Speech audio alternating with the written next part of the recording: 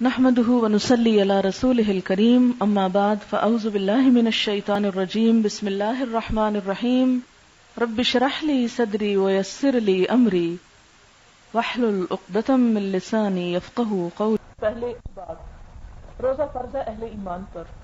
دوسری بات صرف مسلمانوں پر نہیں پہلے اقوام پر بھی فرض تھا. تیسری بات لعلکم تتقون تاکہ تمہارے اندر تقوی پیدا ہو. روزہ اس غرض کے لیے فرض کیا گیا. 2 ہجری میں فرض ہوا. فرضیت کے ساتھ ہی جنگ بدر شروع ہو گئی. 17 رمضان کو ابھی مسلمانوں نے چند روزے ہی رکھے تھے کہ جنگ آ گئی سر پر، اور روزے کی حالت میں بھی انہوں نے پھر جہاد کیا. پھر آپ دیکھیے کہ ابتدا میں حضور صلی اللہ علیہ وسلم نے لوگوں کو یہ حکم دیا تھا کہ مہینے میں 3 روزے رکھ لیا کریں. پھر یہ جب رمضان کے روزے فرض بھی ہو چکے تو شروع میں یہ رخصت رہی کہ جو روزے وہ فدیہ دے دیا کریں. بعد میں حکم آیا کہ نہیں، اب آپ عادی ہو چکے ہیں اتنے کہ اب فدیے سے کام نہیں بنے گا، فدیہ نہیں روزہ ہی رکھو، اور جو شخص بیمار ہو یا مسافر ہو وہ رخصت ہے اس کے لیے. وہ رمضان میں تو روزہ نہ رکھے لیکن رمضان کے بعد جتنے روزے چھوڑے گئے ہوں ان کو پورا کر لے. اس سلسلے میں ایک خصوصی مسئلہ جو خواتین سے متعلق ہے جس میں عموماً جھول پایا جاتا ہے وہ یہ ہے کہ مینسز کے دوران جو روزے چھوٹتے ہیں عموماً میں نے دیکھا کہ خواتین اس کے بارے میں غفلت اختیار کرتی ہیں کہ یہ ہم نے خود تو نہیں چھوڑے، اللہ نے چھڑوا دیے. حضور صلی اللہ علیہ وسلم نے نمازوں کی قضا کا حکم نہیں دیا لیکن روزے کی قضا کا حکم دیا. لہذا وہ تمام روزے جو پیچھے چھوٹ چکے ہیں یا تو ان کو جمع کر کے ان کا فدیہ دے دیں اور آئندہ سے جو چھوٹے ان کو قضا کریں، اور اگر حیثیت استطاعت ہو تو پچھلے بھی قضا پورے کر لیں. اس لیے کہ حضور صلی اللہ علیہ وسلم نے فرمایا کہ رمضان کا جو روزہ ہے اگر کوئی بغیر کسی عذر کے چھوڑ دیتا ہے تو رمضان کے بعد ساری عمر بھی روزے رکھے اور خیرات کرتا رہے تو اس ایک روزے کے اجر کو نہیں پہنچ سکتا. پھر اسی طرح آپ دیکھیں کہ اصل غرض ہے تقوی. تقوی کیا ہے؟ کون سا احساس؟ کہ انسان اپنے اندر وہ طاقت، وہ کرج محسوس کرے جو اسے برائیوں سے روک دے. ایسا زور انسان کے اندر اٹھے برائی کا اس پر دروازہ بند کر دے کہ نہیں اب تم اس طرف نہیں آؤ گے. یہ تقوی روزہ اس کو پیدا کرنے میں مددگار ہے. کس طرح؟ کہ انسان مسلسل 1 مہینے تک اللہ تعالیٰ کے حکم سے وہ چیزیں جو اس نے ہمارے لیے حلال کی انہیں اپنے اوپر حرام کر لیتا ہے. مخصوص اوقات میں پانی حلال ہے لیکن روزے میں حرام، کھانا پینا دوسری خواہشات پوری کرنا عام دنوں میں حلال لیکن روزے میں حرام. یہ مسلسل ٹریننگ ہے 1 مہینے کی جس میں جب انسان کچھ منہ کی طرف لے جانا چاہتا ہے یا سوچتا ہے تو فوراً ایک اندر سے آواز آتی تم روزے سے ہو. یہی جذبہ انسان کے اندر اللہ تعالیٰ اس صورت میں پیدا کرنا چاہتے ہیں کہ اگر تم روزے کی حالت میں حلال سے بچتے ہو تو باقی حرام سے کیوں نہیں بچ سکتے؟ لقمہ حلال سے اگر پرہیز کر سکتے ہو تو لقمہ حرام اپنے اندر کیوں لے جاتے ہو؟ جس خدا نے یہ کھانے سے منع کیا اسی ایک خدا نے وہ منع کیا، اس کو اندر لے جانے سے منع کیا. افتؤمنون ببعض الکتاب وتکفرون ببعض، کیا تم کتاب کے کچھ حصے کو مان لیتے ہو اور کچھ کا انکار کر دیتے؟ فما جزاء من يفعل ذلك منکم، تو تم میں سے جو ایسا کرے اس کی کیا جزا ہو سکتی ہے؟ الا خزي فی الحیات الدنیا، دنیا کی زندگی میں رسوائی اور آخرت میں بھی عذاب. پھر دوسری بات یہ ہے کہ روزہ مسلسل ہمیں جو تربیت دیتا ہے اس میں ہم اپنے اندر یہ بھی سوچ پیدا کریں کہ وہ غلط کام جو ہماری زندگی میں رش بس گئے ان میں سے ایک غلط کام کم از کم ضرور چھوڑ دیں. مثلا اگر کیئرلیسلی جھوٹ بولنے کی عادت ہے تو اسے تہیہ کر لیں کہ اس رمضان میں، جیسے روزے میں نہیں بولتی کیونکہ حضور صلی اللہ علیہ وسلم نے فرمایا کہ جو روزہ رکھ کر جھوٹ بولنا اور اس پر عمل کرنا نہیں چھوڑتا اللہ کو اس کے بھوکا پیاسا رہنے کی کوئی ضرورت نہیں. ایک اور جگہ پر فرمایا کہ کتنے ہی روزہ دار ایسے ہیں جنہیں اپنے روزے سے سوائے بھوک پیاس کے کچھ حاصل نہیں ہوتا. اسی طرح حضور صلی اللہ علیہ وسلم نے فرمایا کہ روزہ جو ڈھال ہے گناہوں سے بچاتی ہے انسان کو، جیسے تلوار کے وار سے بچنے کے لیے، تیر سے بچنے کے لیے آگے اپنے وہ کر لیتے تھے، تو اسی طرح روزہ بھی. اب دیکھیں کہ اگر جھوٹ آپ بولیں گے تو اس ڈھال میں سوراخ ہو جائیں گے. تو جب سوراخ ہو جائیں گے تو وہ آپ کو پروٹیکٹ نہیں کرے گا پوری طرح، آپ کے اندر تقویٰ پیدا نہیں کرے گا. اور دوسری بات یہ، آپ اس کی مثال یوں سمجھیں جیسے ایک برتن ہے، اس کے پیندے میں سوراخ ہے، اگر آپ اس میں کوئی بھی چیز ڈالیں گے سب نکل جائے گی. روزے کی حالت میں جھوٹ، فریب، چوری، مکاری، دھوکہ دہی، غیبت، چغلی، بہتان، یہ جتنی فضولیات ہیں یہ ساری کی ساری سوراخ کرتی ہیں اس میں. لہذا اینڈ آف دا ڈے اس برتن میں جب آپ کے اجر ڈالنے کا وقت آتا ہے تو وہ سارا نیچے سے بہ جاتا ہے. لہذا اس روزے کی حفاظت کی ضرورت ہے. یہاں تک کہ حضور صلی اللہ علیہ وسلم نے فرمایا کہ جب تم میں سے کوئی روزے سے ہو تو وہ گالی گلوچ نہ کرے، لڑائی جھگڑا نہ کرے، زور زور سے مت چیخے، اور اگر کوئی اس سے جھگڑنا شروع کرے تو کہے کہ انی امرؤ صائم، میں تو روزہ دار ہوں، میں یہ کام نہیں کر سکتا، میں جواب نہیں دے سکتا. لہذا ایک بات تو یہ کریں کہ اپنے اندر ایک عہد کریں کسی بھی ایک برائی کو دور کرنے کا، ایک تو لازمی ہونی چاہیے، اور پورا عہد اس طرح کا کہ آئندہ پوری زندگی انشاءاللہ وہ چیز دور ہو جائے گی. دیکھیں کہ ہماری عمر 20، 30، 40، 50 سال، اگر 10، 15 سال کی عمر میں بھی ہم نے روزے رکھنے شروع کیے ہوش و حواس کے ساتھ، تو اب ہو سکتا ہے کسی نے 15 رمضان گزارے ہوں، کسی نے 20 گزارے ہوں، کسی نے 25 گزارے ہوں. اگر ہمارا ایسا طریقہ کار ہوتا کہ ہر رمضان میں ایک برائی چھوڑ دیں، دوسرے میں دوسری چھوڑ دیں، تیسرے میں تیسری، شعوری کوشش کے ساتھ، تو انسان بہت حد تک اطاعت کی راہ پر آ سکتا ہے. لہذا ایک کام تو یہ کریں. دوسرا کام یہ ہے کہ اس مہینے میں تو زیادہ سے زیادہ عبادت کا اہتمام کریں. تیسری بات یہ کہ اس مہینے میں رمضان المبارک میں قرآن پاک نازل ہوا، لہذا قرآن پاک کو پڑھنے کا، اس کی تلاوت کا، اس کے فہم کا سامان پیدا کریں کہ اس کو سمجھیں. اس لیے کہ کتاب جو ہے وہ صرف پڑھنے کے لیے نہیں آئی بلکہ لیے دبرو آیاتی، اسے غور و فکر کرنے کے لیے آئی ہے. اگلی بات یہ کہ دعائیں خوب مانگیں اس مہینے میں، بلکہ اپنی ان برائیوں کو چھڑانے کے لیے کہ اللہ تم سے دور کر دے، خصوصی دعائیں آپ کیا کریں. اس میں آپ دیکھیں کہ افطار کے وقت کی دعا خصوصیت سے قبول ہوتی، بہت جلد قبول ہوتی ہے. افطاری سے 5 منٹ پہلے آپ سب کچھ کر کے فارغ ہو جائیں اور خصوصی دعا اس وقت کریں. فرض نماز کے بعد ہوتی ہے، قرآن پاک پڑھنے کے بعد ہوتی ہے، دینی مجلسوں کے اختتام پر ہوتی ہے، اور اسی طرح رمضان المبارک میں چونکہ یہ مواقع بار بار آتے ہیں اور روزے دار کی دعا قبول ہوتی ہے، لہذا دعائیں کثرت سے کریں. اور اس کے علاوہ افطار کا اہتمام دوسروں کی، اگر آپ خود نہ پکا سکتے ہوں تو ایسی جگہوں پر بھجوائیں، ایسے انداز سے کریں کہ اس اجر کو بھی آپ سمیٹ سکیں. مینسز کے دنوں میں اگر کچھ نہ کھائے پیے روزہ نہیں ہوگا، روزہ تو نہیں ہوگا، لیکن کوئی گناہ تو نہیں، کوئی گناہ نہیں، لیکن یہ ہے کہ جب اجازت ہے تو کیوں نہ کھائیں. یہ نہ آپ کریں کہ آج سے چھوڑ دیں، نہیں، اصل بات یہ تھی حضور صلی اللہ علیہ وسلم کے کچھ اعمال ان کے لیے خاص تھے. جیسے آپ پر تہجد کی نماز فرض تھی، ہم پر نہیں ہے. اچھا، وہ کیا ہوا؟ یعنی جماعت کے ساتھ 3 دن پڑھی ہے، ویسے تو تہجد پڑھا ہی کرتے تھے. 3 دن پڑھی. ایک دن آپ صلی اللہ علیہ وسلم نے اول رات میں پڑھی، جیسے ہم عشاء کی نماز کے فوراً بعد پڑھتے ہیں. دوسری رات میں آپ صلی اللہ علیہ وسلم نے درمیان رات میں پڑھی، اور پہلے دن سے زیادہ لوگ آئے.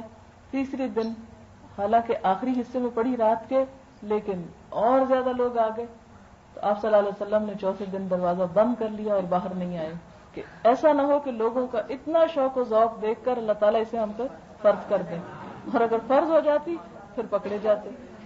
لہذا فرض تو نہیں ہے، لیکن قرآن پاک میں حضور صلی اللہ علیہ وسلم نے فرمایا کہ من قام رمضان ایمانا واحتسابا غفر له ما تقدم من ذنبه، کہ جو رمضان کی راتوں میں ایمان اور احتساب کے ساتھ قیام کرے گا اس کے پچھلے سارے گناہ معاف کر دیے جائیں گے. ایمان کا مطلب یہ ہے کہ اللہ کا حکم سمجھتے ہوئے، یقین رکھتے ہوئے کہ اللہ تعالیٰ اسے قبول کرے گا اور یہ اسی کی اطاعت ہے. اور احتساب کا مطلب اپنا حساب جائزہ لیتے ہوئے کہ میں کہیں ریاکاری کے لیے یا دکھاوے کے لیے یا دنیا کی کسی غرض کے لیے تو نہیں پڑھ رہا. عموماً ہماری عبادت میں ایک پہلو یہ بھی ہوتا ہے جس کو ہم جائزہ نہیں لیتے کہ ہم عبادت کر رہے ہوتے ہیں مگر اس میں اصل رضا آخرت نہیں. جیسے قرآن پاک میں آتا ہے وَمِنْهُمْ مَنْ يُرِدْ ثَوَابَ الدُّنْيَا، ان میں سے کچھ لوگ ایسے ہیں جو نیک کام کرنے کے پیچھے دنیا کا اجر چاہتے ہیں، وَمِنْهُمْ مَن يُرِدُ ثَوَابَ الْآخِرَةِ، اور کچھ آخرت کے اجر سے کرتے ہیں. تو اللہ تعالیٰ فرماتے ہیں کہ ہم دونوں دیتے ہیں، تم آخرت کے لیے کرو، صرف دنیا کے لیے عبادت نہ کیا کرو. اس لیے کہ عبادت اللہ کا حق ہے، اس کے شکر کے طور پر کرو، اور تم جب شکر کرو گے وَلَئِن شَكَرْتُمْ لَأَزِيدَنَّكُمْ، میں تمہیں اور زیادہ ضرور دوں گا. لہذا عبادت دنیا کے حصول کے لیے نہیں، شکر گزاری کے لیے، اور جب شکر ادا کریں گے تو زیادتی خود بخود ہو جائے گی. دوسری بات یہ احتساب کا مطلب یہ ہے کہ انسان اپنی نماز کا حساب کرتے ہوئے پڑھے کہ وہ اس میں اللہ کو یاد کر رہا ہے یا کوئی اور دنیا بھر کے دھندے چھیڑے ہوئے ہیں اس وقت میں. اور پھر یہ کہ خصوصی طور پر قرآن پاک سنا جائے اس میں، جیسے تراویح کا انتظام جو ہے. افسوس کی بات یہ کہ ہمارے ہاں خواتین کے لیے کوئی ایسی جگہ نہیں ہے جبکہ ہونی چاہیے. یہ بھی آپ لوگوں کا ایک حق ہے جو آپ کو ملنا چاہیے. خیر اس میں دیکھ کر پڑھ سکتے ہیں. حضرت عائشہ سے ایک روایت ملتی ہے کہ جس میں دیکھ کر پڑھنے کا بھی جواز ہے. لیکن میں پڑھتی ہوں تراویح 4 تراویح پڑھ کے بعد میں بیٹھ کے نہیں، وہ جو نماز کے اندر سننا ہے. دیکھیں کہ حضور صلی اللہ علیہ وسلم نے فرمایا کہ قرآن جو ہے وہ تمہاری شفاعت کرے گا قیامت کے دن کہ اے اللہ میں نے اسے کھڑے رکھا، میں نے اسے نیند سے روکے رکھا، لہذا میری طرف سے اس کے حق میں شفاعت قبول کیجیے. تو رمضان میں خصوصی طور پر قرآن پاک جو ہے نماز میں پڑھنے کا زیادہ حکم ہے. طریقہ اس کا کیا ہوگا؟ یہ طریقہ دیکھیں کہ ہر شخص کو اللہ تعالیٰ نے سینس دی ہے کہ اگر آپ سپارہ کھول کے سامنے پڑھیں گے تو پھر جب پڑھ کے رکھیں گے تو کوئی جگہ بھی تو رکھنے کی ہونی چاہیے. اور پھر جب آپ پڑھیں گے تو ہاتھوں کو اس طرح رکھیں گے کہ یہ ایک پورا ہاتھ جو ہے یہاں بندھا ہوا ہوگا اور دوسرا جو ہے کھلا ہوگا. اس کا مطلب تراویح پھر عشاء کے بعد آدھی رات کو بھی اٹھ کے پڑھ سکتے ہیں؟ جی ہاں پڑھ سکتے ہیں، لیکن اگر یہ ڈر ہو کہ پھر اٹھ کے پڑھ نہیں سکیں گے تو پہلے ہی پڑھ لینی چاہیے. صلاۃ التسبیح کے بارے میں حضور صلی اللہ علیہ وسلم کی وہ حدیث میں آپ کے سامنے رکھتی ہوں جو حدیث کی مختلف کتابوں ابو داؤد، ابن ماجہ، ابن خزیمہ اور طبرانی میں بہت سے صحابہ کرام سے روایت ہوئی ہے. اس حدیث کو بہت سے لوگوں نے صحیح قرار دیا ہے. لہذا پہلے نمبر پر یہ بات کہ جن لوگوں کے ذہن میں یہ خیال ہے کہ یہ نماز ایک بدعت ہے، یہ بات غلط ہے. حدیث صحیح ہے اور نماز درست ہے. اب آتے ہیں اس کے اجر اور ثواب کی طرف. حضور صلی اللہ علیہ وسلم نے فرمایا اپنے چچا عباس سے کہ یا عباس یا اماں، اے چچا جان، الا اعطیکا الا امنحکا الا احبوکا، کیا میں آپ کو ایک ایسی چیز نہ عطا کروں، ایک ایسا تحفہ نہ دوں کہ اگر آپ اس کو کریں تو اللہ تعالی آپ کے اگلے پچھلے گناہ معاف فرما دے. وہ تحفہ یہ ہے کہ آپ 4 رکعت نماز پڑھیں، ہر رکعت میں سورۃ فاتحہ پڑھیں. جب آپ قرات سے فارغ ہو جائیں تو پہلی رکعت میں آپ کھڑے ہوں، سبحان اللہ والحمد للہ ولا الہ الا اللہ واللہ اکبر 15 مرتبہ پڑھیں. پھر رکوع پر جائیں، 10 مرتبہ پڑھیں. پھر کھڑے ہو کر 10 مرتبہ پڑھیں. پھر سجدے میں جا کر 10 مرتبہ پڑھیں. پھر سجدے سے اٹھ کر 10 مرتبہ پڑھیں. پھر دوبارہ سجدے میں 10 مرتبہ پڑھیں. پھر سجدے سے بعد 10 دفعہ پڑھیں. تو یوں ہر رکعت میں یہ 75 بار ہو جائے گا اور کل 4 رکعت کی تسبیحات 300 تک ہوں گی.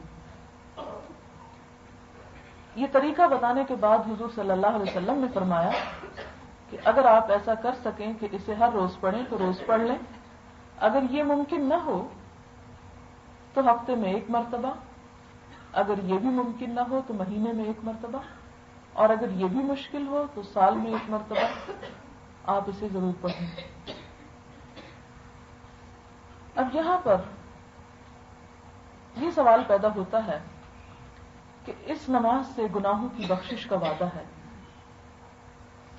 ٹھیک ہے، گناہوں کی بخشش تو ہو گئی، کیا اس بخشش کے بعد ہمارا طرز عمل اب یہ ہونا چاہیے کہ حضور صلی اللہ علیہ وسلم نے فرمایا کہ قیامت کے دن اللہ تعالیٰ انسان کے اعمال کے 3 دفتر کھولیں گے. ایک میں اس کے اچھے اعمال ہوں گے اور ایک میں اس کی خطائیں ہوں گی. تیسرا دفتر جس میں وہ تمام نعمتیں لکھی ہوں گی جو انسان کو دنیا میں عطا کی گئی ہوں گی. اللہ تعالیٰ ان نعمتوں میں سے ایک نعمت کو یہ کہے گا کہ تم اس کے نیک اعمال سے اپنی قیمت وصول کر لو. وہ نعمت تمام نیک اعمال کو اٹھا لے گی اور انسان کے پاس کوئی بھی نیکی باقی نہیں بچے گی. اس وقت اللہ تعالیٰ پھر اس کی نیکیوں کو دگنا کریں گے، مزید بڑھائیں گے اور انسان کو یہ احساس دلائیں گے کہ تم جو کچھ کر کے آئے ہو یہ اس حق سے بہت کم اور کہیں کم ہے جو تمہیں ادا کرنا چاہیے تھا. لہذا اسلام میں اس چیز کا کوئی تصور نہیں کہ انسان جان بوجھ کر غلط کام کرے. اگر کوئی ایسا کرتا ہے تو اس کے لیے جواب دہی بھی سخت ہوگی. ہاں، یہ الگ بات ہے کہ انسان سے غلطی ہو جاتی ہے اور پھر انسان غلطی پر بخشش بھی طلب کرتا ہے، توبہ استغفار کرتا ہے، تو اس پر اللہ تعالیٰ اسے بخش دیتے ہیں. حضرت داؤد علیہ السلام نے اللہ تعالیٰ سے کہا تھا کہ اے اللہ، مجھے معلوم نہیں کہ تیرا شکر میں کیسے ادا کروں، مجھے شکر ادا کرنا سکھا دے کیونکہ تیری نعمتیں مجھ پر بے شمار ہیں. تو اللہ تعالیٰ نے جواب میں فرمایا کہ تیرا اپنے گناہ کا اقرار کرنا، اپنی غلطی کا اعتراف کرنا، یہ بھی اللہ کا شکر ادا کرنا ہے کہ انسان کی طرف سے ڈٹائی، سرکشی تو دور کی بات، اگر کچھ ہو بھی جائے تو اس پر انسان اپنے آپ کو قصوروار قرار دے، نہ کہ کسی اور کے ذمہ ڈال کے خود مطمئن ہو جائے. جیسا کہ شیطان نے جب سجدے سے انکار کیا آدم علیہ السلام کو اور اللہ تعالیٰ نے اس کو اپنی رحمت سے دور کر دیا، اس پر لعنت کی، تو شیطان کا یہ جواب تھا فَبِمَا أَغْوَيْتَنِي، اس وجہ سے کہ آپ نے مجھے گمراہ کیا ہے.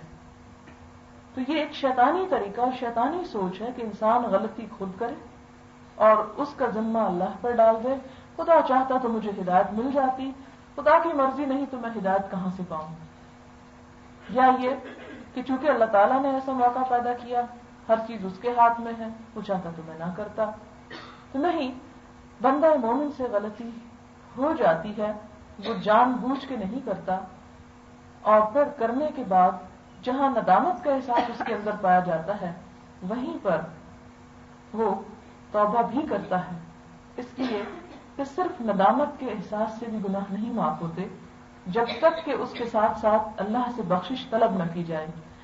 لہذا کوشش یہ ہونی چاہیے کہ ایک تو ہم گناہوں سے رکیں اور دوسرے جو ہو چکے ہیں ان کی بخشش کروانے کے بہانے ڈھونڈیں، اور ان بہانوں میں سے ایک بہانہ یہ صلاۃ التسبیح ہے.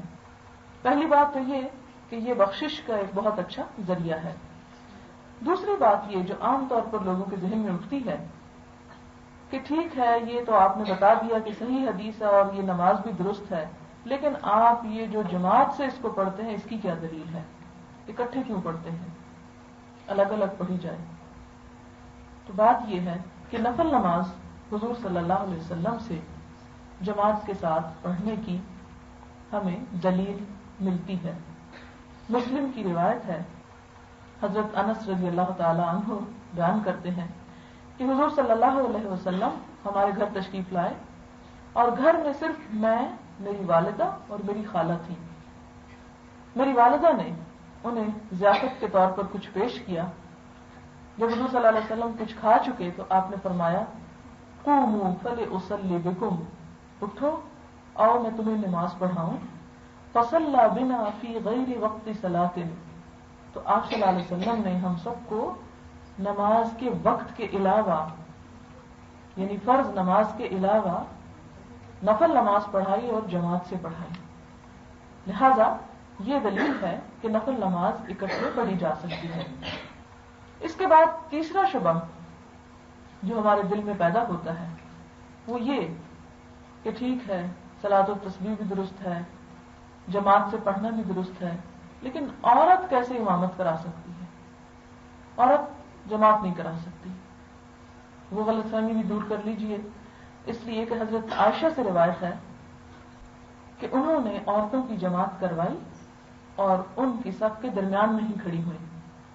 مردوں کی طرح وہ الگ نکل کر صف سے باہر نہیں کھڑی ہوتی، لیکن اسی صف کے اندر دیگر خواتین کے ساتھ کھڑے ہو کر جماعت کروانے کا ثبوت حضرت عائشہ سے ملتا ہے. اس حدیث کو مصنف عبدالرزاق نے روایت کیا ہے. ایک اور حدیث ہے جسے دارقطنی اور بہقی نے روایت کیا ہے. یہ حدیث کی 2 کتابیں ہیں کہ حضرت عائشہ نے خواتین کو جماعت کرائی، امامت کرائی اور ان کے درمیان کھڑی ہوئی، اور یہ نماز فرض نماز تھی. کسی کے ذہن میں یہ نہ ہو چلے یہ نفل تو ہم پڑھ لیتے ہیں لیکن فرض اپنے پڑھیں گے کہیں ضائع نہ ہو جائیں ہمارے، نہیں. تیسری روایت مصنف عبدالرزاق ہی کی ہے کہ حضرت ام سلمہ نے عصر کی نماز خواتین کو جماعت سے پڑھائی اور ان کے درمیان کھڑی ہوئی. چوتھی روایت سنن ابی داؤد اور صحیح ابن خزیمہ کی ہے جس میں حضرت ام ورقہ جو اسلام میں سب سے پہلی حافظ خاتون تھی، انہیں نبی صلی اللہ علیہ وسلم نے حکم دیا کہ وہ اپنے گھر والوں کی فرائض میں فرض نمازوں میں جماعت کرایا کریں، اور ان کے لیے باقاعدہ مؤذن بھی مقرر کیا کہ وہ اذان دے گا اور یہ بچوں کو، گھر والوں کو، محلے کی خواتین کو فرائض میں جماعت کروا دیا کریں. ام ورقہ جو تھی یہ انصاری خاتون تھی. حضور صلی اللہ علیہ وسلم ان سے ملنے کے لیے ان کے گھر تشریف لے جایا کرتے تھے اور انہیں ان کی زندگی میں شہیدہ کہہ کے پکارتے تھے. انہوں نے قرآن پاک اپنے پاس جمع کر رکھا تھا اور حضور صلی اللہ علیہ وسلم نے انہیں امامت کا حکم دیا تھا، لہذا عورت جماعت کے ساتھ نماز پڑھوا سکتی ہے. اب یہ ہے کہ جب جماعت کروا رہی ہو عورت تو اس کے بھی احکامات وہی ہوں گے جو مردوں کے ساتھ نماز جماعت سے پڑھنے کے ہوتے ہیں. اور وہ کیا ہے؟ حضرت انس کی روایت ہے بخاری شریف کی. حضور صلی اللہ علیہ وسلم نے فرمایا سووا صفوفکم فإن تسویۃ الصفوف من اقامۃ الصلاۃ. اپنی صفیں برابر رکھو اس لیے کہ صفوں کی برابری نماز کے قیام کا حصہ ہے. اگر صف برابر نہیں ہوگی تو نماز ادا نہیں ہوگی. لہذا صف بالکل درست ہو، کندھے سے کندھا ملا ہوا ہو، نہ کوئی آگے ہو نہ پیچھے ہو.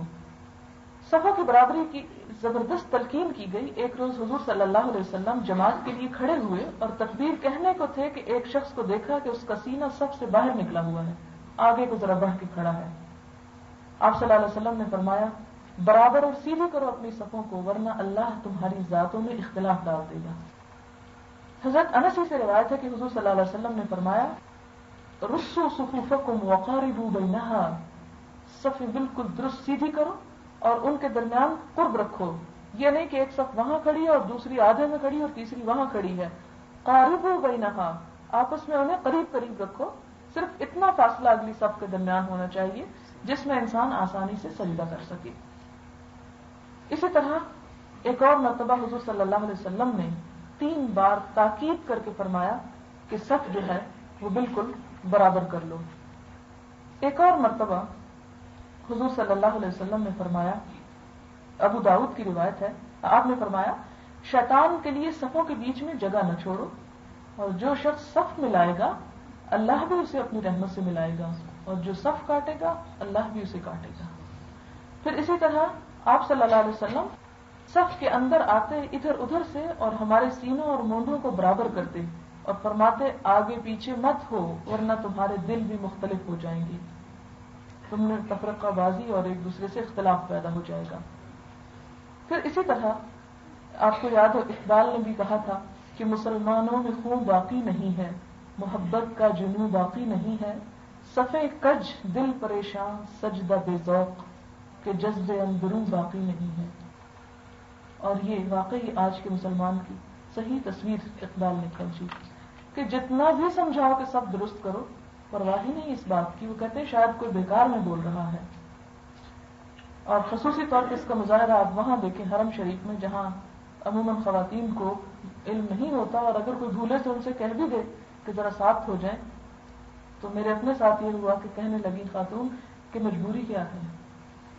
گویا خدا نہ خواستہ مجھے کوئی خوف تھا کہ اگر وہ جگہ بیچ میں خالی ہوئی تو کوئی نقصان ہو جائے گا، لیکن یہ جہالت کا عالم ہے کہ وہ بنیادی فرائض تک ان سے بھی ہم غافل ہیں، لیکن پھر فخر کرتے ہیں کہ ہم حج کر آئے ہیں اور ساری عمر کے لیے حاجی اور الحاج بن جاتے ہیں۔ اسی طرح صف میں امامت جو کرائے گا وہ بالکل صف کے درمیان میں ہونا چاہیے۔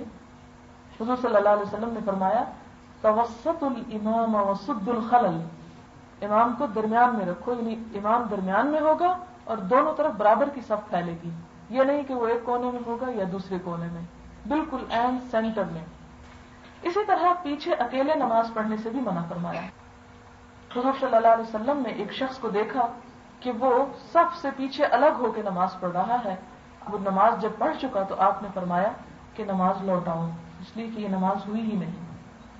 یا تو یہ کہ اپنی الگ نیت کرو، اور اگر امام کے پیچھے ہے نیت تو اس صورت میں صف کے اندر ہو جاؤ۔ پھر اسی طرح صف بندی کے وقت حضور صلی اللہ علیہ وسلم نے فرمایا، یعنی اس کا مفہوم یہ ہے کہ امام کے قریب وہ لوگ کھڑے ہوں جو علم میں، مرتبے میں، رتبے میں بڑے ہیں، اور اس کے بعد وہ جو اس سے کم ہوں، اور آخری صف جو ہے وہ بچوں کی ہوگی۔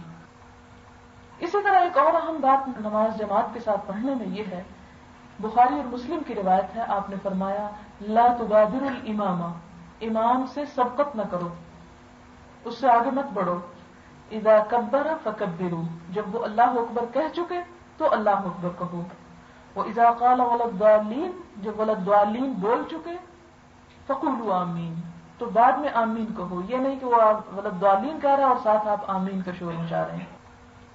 وَإِذَا رَكَعَ، جب وہ رکوع کو چلا جائے فَارْكَعُوا، تو رکوع کرو، وَإِذَا قَالَ سَمِعَ اللَّهُ لِمَنْ حَمِدَهُ، تو آپ کہو رَبَّنَا وَلَكَ الْحَمْدُ۔ حضور صلی اللہ علیہ وسلم پیشانی زمین پر رکھ چکتے تو پھر صحابہ کرام قوموں سے جھکتے تھے، یعنی اس وقت تک یوں بھی نہیں کرتے تھے جب تک آپ کی پیشانی زمین پہ نہ چلی جاتی۔ ایک اور جگہ پر حضور صلی اللہ علیہ وسلم نے فرمایا کہ مجھ سے آگے مت بڑھو رکوع میں، سجود میں، قیام میں اور سلام پھیرنے میں، یہ سب چیزیں تم بعد میں فالو کرو گے۔ بخاری اور مسلم کی روایت ہے، حضور صلی اللہ علیہ وسلم نے فرمایا وہ شخص جو امام سے پہلے اپنا سر اٹھا لیتا ہے کیا اس بات سے نہیں ڈرتا کہ اللہ اس کے چہرے کو گدھے کے چہرے سے بدل ڈالے؟ ایک اور جگہ پر آپ نے فرمایا، بخاری ہی کی روایت ہے، جو شخص امام سے قبل سر اٹھاتا ہے یا سجدے میں پہلے چلا جاتا ہے اسے جان لینا چاہیے کہ اس کی پیشانی شیطان کے ہاتھ میں ہے۔ اگر امام کچھ بھول جائے، چونکہ وہ انسان ہے، معصوم من الخطا نہیں ہے، تو مقتدیوں کو سبحان اللہ کہہ کر اسے یاد کرانا چاہیے۔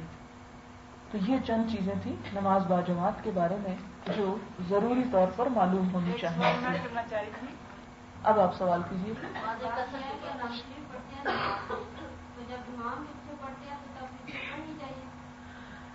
اس میں یہ کہ دل میں آپ پڑھیں، ہاں دل میں دہرا سکتے ہیں، جی ہاں، نہیں دل میں پڑھیں، اس لیے کہ اس کے بارے میں حدیث میں واضح طور پر آتا ہے لا صلاۃ الا بفاتحۃ الکتاب، فاتحۃ الکتاب کے بغیر نماز نہیں ہوتی، لہذا جب امام پڑھ رہا ہو، اس میں حضور صلی اللہ علیہ وسلم کا پڑھنے کا جو طریقہ تھا وہ یہ تھا کہ آپ ہر رکعت کے بعد خاموش، یعنی رک جاتے ہیں، وقفہ کرتے ہیں۔ ہمارے ہاں تو امام یہ کرتے ہیں کہ الحمد سے شروع ہوتے ہیں تو وَلَا-الضَّالِّينَ پہ جا ختم کرتے ہیں، ایک ہی سانس میں ساری پڑھ ڈالتے ہیں۔ لیکن حضور صلی اللہ علیہ وسلم سے جو مسنون طریقہ ثابت ہے وہ یہ کہ بسم اللہ الرحمن الرحیم، الحمد للہ رب العالمین، الرحمن الرحیم، تو وہ جو ایک پاز آتا ہے ہلکا سا، اس میں انسان دل میں دہرا سکتا ہے اس کو۔ یہ نماز تراویح کے اندر امام کے پیچھے قرآن شریف سامنے رکھ کے کیا پڑھ سکتے ہیں؟ ہاں، یہ ایک اور سوال یہ ہے، اصل بات یہ ہے کہ حضور صلی اللہ علیہ وسلم کے دور میں قرآن پاک اس طرح کتابی شکل میں موجود نہیں تھا، اور کہیں یہ نہیں ملتا کہ کسی نے، جو کاتبین وحی بھی چند ایک تھے، یہ اسلام جب آیا تو صرف شاید 17 لوگ لکھنا جانتے تھے، گنے چنے، اور اس میں سے وہ سارے مسلمان نہیں ہوئے تھے، جو ایک آدھ ہوا تھا وہی بس وحی کو لکھا کرتے تھے۔ اب وہ وحی جو لکھی جاتی تھی، کوئی چمڑے پر لکھی جا رہی ہے تو کوئی پتھر پہ، اور کوئی کاغذ تو تھا ہی نہیں، کاغذ تو بعد میں آیا، یعنی جو کچھ میسر آتا تھا اس پر لکھا جاتا تھا۔ اب یہ مختلف لوگ اس کو جمع کرتے رہے، جیسے ام ورقہ کی میں نے بات کی، یہ بھی اپنے پاس جمع کیا کرتی تھی۔ اب حضور صلی اللہ علیہ وسلم کی وفات تک ایک کتاب کی شکل میں قرآن پاک ابھی نہیں آیا تھا. یہ بعد کے ادوار میں حضرت عثمان رضی اللہ تعالیٰ عنہ کے دور میں اس طرح ایک جلد میں آیا اور پھر اس کی کاپیاں کروا کر مختلف جو تھے صوبے ان میں بھیج دی گئی سرکاری کاپیاں. ان میں سے ایک کاپی آج کل رشیا کے کسی عجائب گھر میں موجود ہے. اسی طرح ایجپٹ میں شاید ایک کاپی ہے، بلکہ شاید وہ کاپی ہے جس پر حضرت عثمان رضی اللہ تعالیٰ عنہ کی شہادت کے وقت ان کا خون بھی گرا تھا، اور وہ خون فَسَيَكْفِيكَهُمُ اللَّهُ میں وہ طبقہ تھا. اس وقت تو کوئی ہمیں ایسی دلیل نہیں ملتی کہ کسی نے حضور صلی اللہ علیہ وسلم کے سامنے ایسا کیا ہو کہ اپنا وہ ٹکڑا اٹھا لایا ہو اور حضور صلی اللہ علیہ وسلم نماز پڑھا رہے اور وہ پیچھے دیکھ رہا ہو. کوئی چیز ایسی نہیں ملتی. اب کچھ لوگوں کا خیال یہ ہے کہ اس طرح پڑھنے سے ان کو سمجھ زیادہ آتا ہے.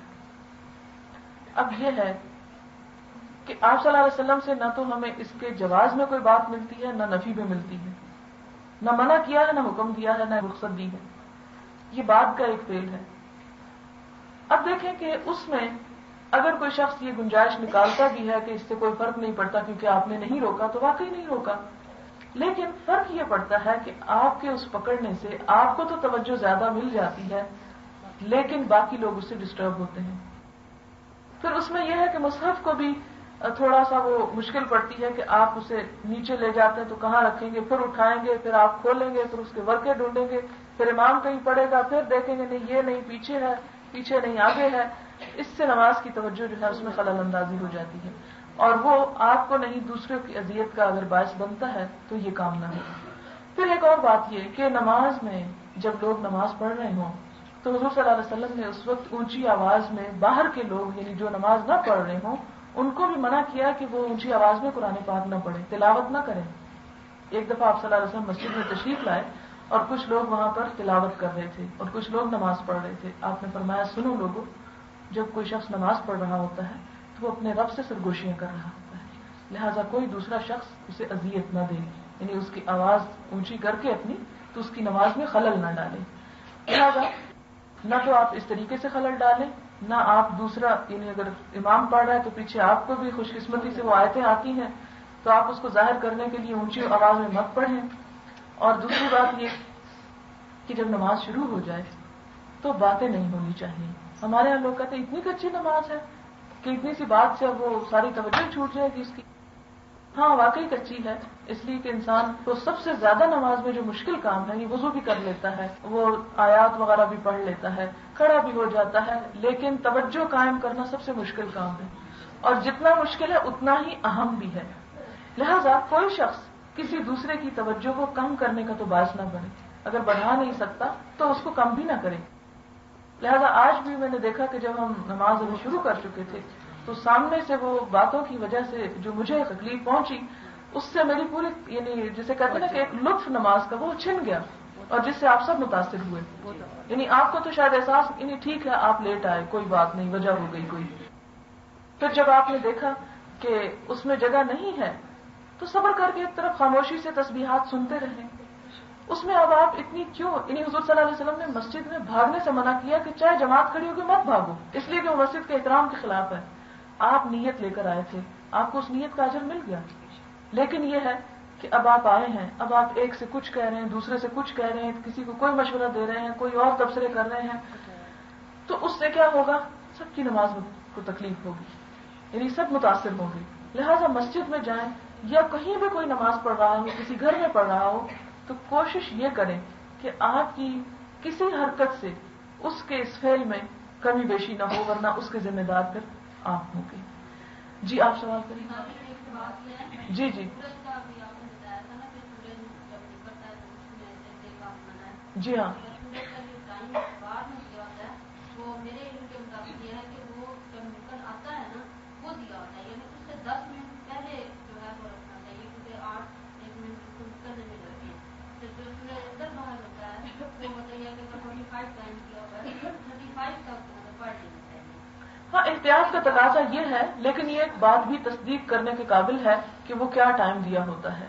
یعنی یہ پوچھ لینا چاہیے کہ وہ نکل چکا ہوتا ہے پھر کا وہ ٹائم لکھا ہوا ہے، یا یہ کہ جب جو ہی پہلی کرن باہر آتی ہے اس کا ٹائم ہے. تو یہ آپ مزید معلوم کر لیں. جی آپ کچھ مغرب کی نماز کا. ہاں مغرب کی نماز آذان ہوتے ہی پڑھ لینی چاہیے، لیکن اگر کوئی ایسی خاص مجبوری یا وجہ ہو جائے، جیسے آپ سفر میں ہیں یا باہر ہیں گھر سے، تو آدھا گھنٹہ تک لیٹ ہو سکتی ہے، آدھے گھنٹے کے اندر پڑھ لیں۔ تراویح کی نیت جو ہے سنت کرتے ہیں، تراویح نفل نماز ہے، وتر قضا کیے جا سکتے ہیں، یعنی پڑھے جا سکتے ہیں۔ اللہ کے رحمان کے بندے وہ ہوتے ہیں، ان کی مختلف صفات بیان کر کے آخر میں آتا ہے والذین یبیتون لربہم سجدا وقیاما، رحمان کے بندے وہ ہوتے ہیں جو اپنے رب کے حضور سجدے اور قیام میں راتیں بسر کرتے ہیں۔ عام دنوں میں تو ہم سے یہ کام ہوتا نہیں کہ ہم عشاء کی نماز کو بھی مختصر کر دیتے ہیں، اور اس صورت میں کہ ہم قضا کریں اس سے بہتر ہے کہ مختصر ہی پڑھ لیں، لیکن جو ایک خاص صفت ہے اللہ کے پیارے بندوں کی کہ ان کی راتیں سجدے قیام میں گزرتی ہیں، اس کے لیے رمضان ایک خاص موقع ہے اور اس کا بے پناہ اجر بھی ہے۔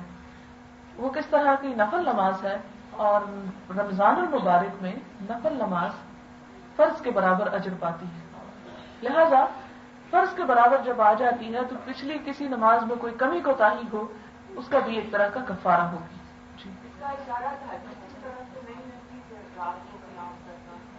دیکھیں، رات جس چیز پر رات کا اطلاق ہوتا ہے وہ ساری رات ہے۔ تہجد دیکھیں کہ تراویح اور تہجد الگ چیز نہیں ہے، وہ اس طرح کہ حضور صلی اللہ علیہ وسلم نے 3 مرتبہ صرف تراویح پڑھائی، ایک مرتبہ اول رات میں، دوسرے دن آپ صلی اللہ علیہ وسلم نے ذرا اور تاخیر سے پڑھائی جو سمجھے کہ نصف رات تھی، اور تیسرے دن پچھلے پہر پڑھائی رات کی۔ اور جب آپ نے دیکھا کہ لوگوں کی کثیر تعداد اس میں شامل ہو رہی ہے تو آپ نے اگلے دن دروازہ بند کر لیا اور گھر سے باہر نہیں آئے، اس ڈر سے کہ کہیں امت پر فرض نہ کر دی جائے۔ لیکن وہی جو نوافل پڑھے گئے دوبارہ پھر تہجد کے وقت لوگوں نے نہیں پڑھے، لہذا وہ قیام اللیل ہی ہے، چاہے کوئی ابتدائی رات میں کر لے چاہے آخری رات میں۔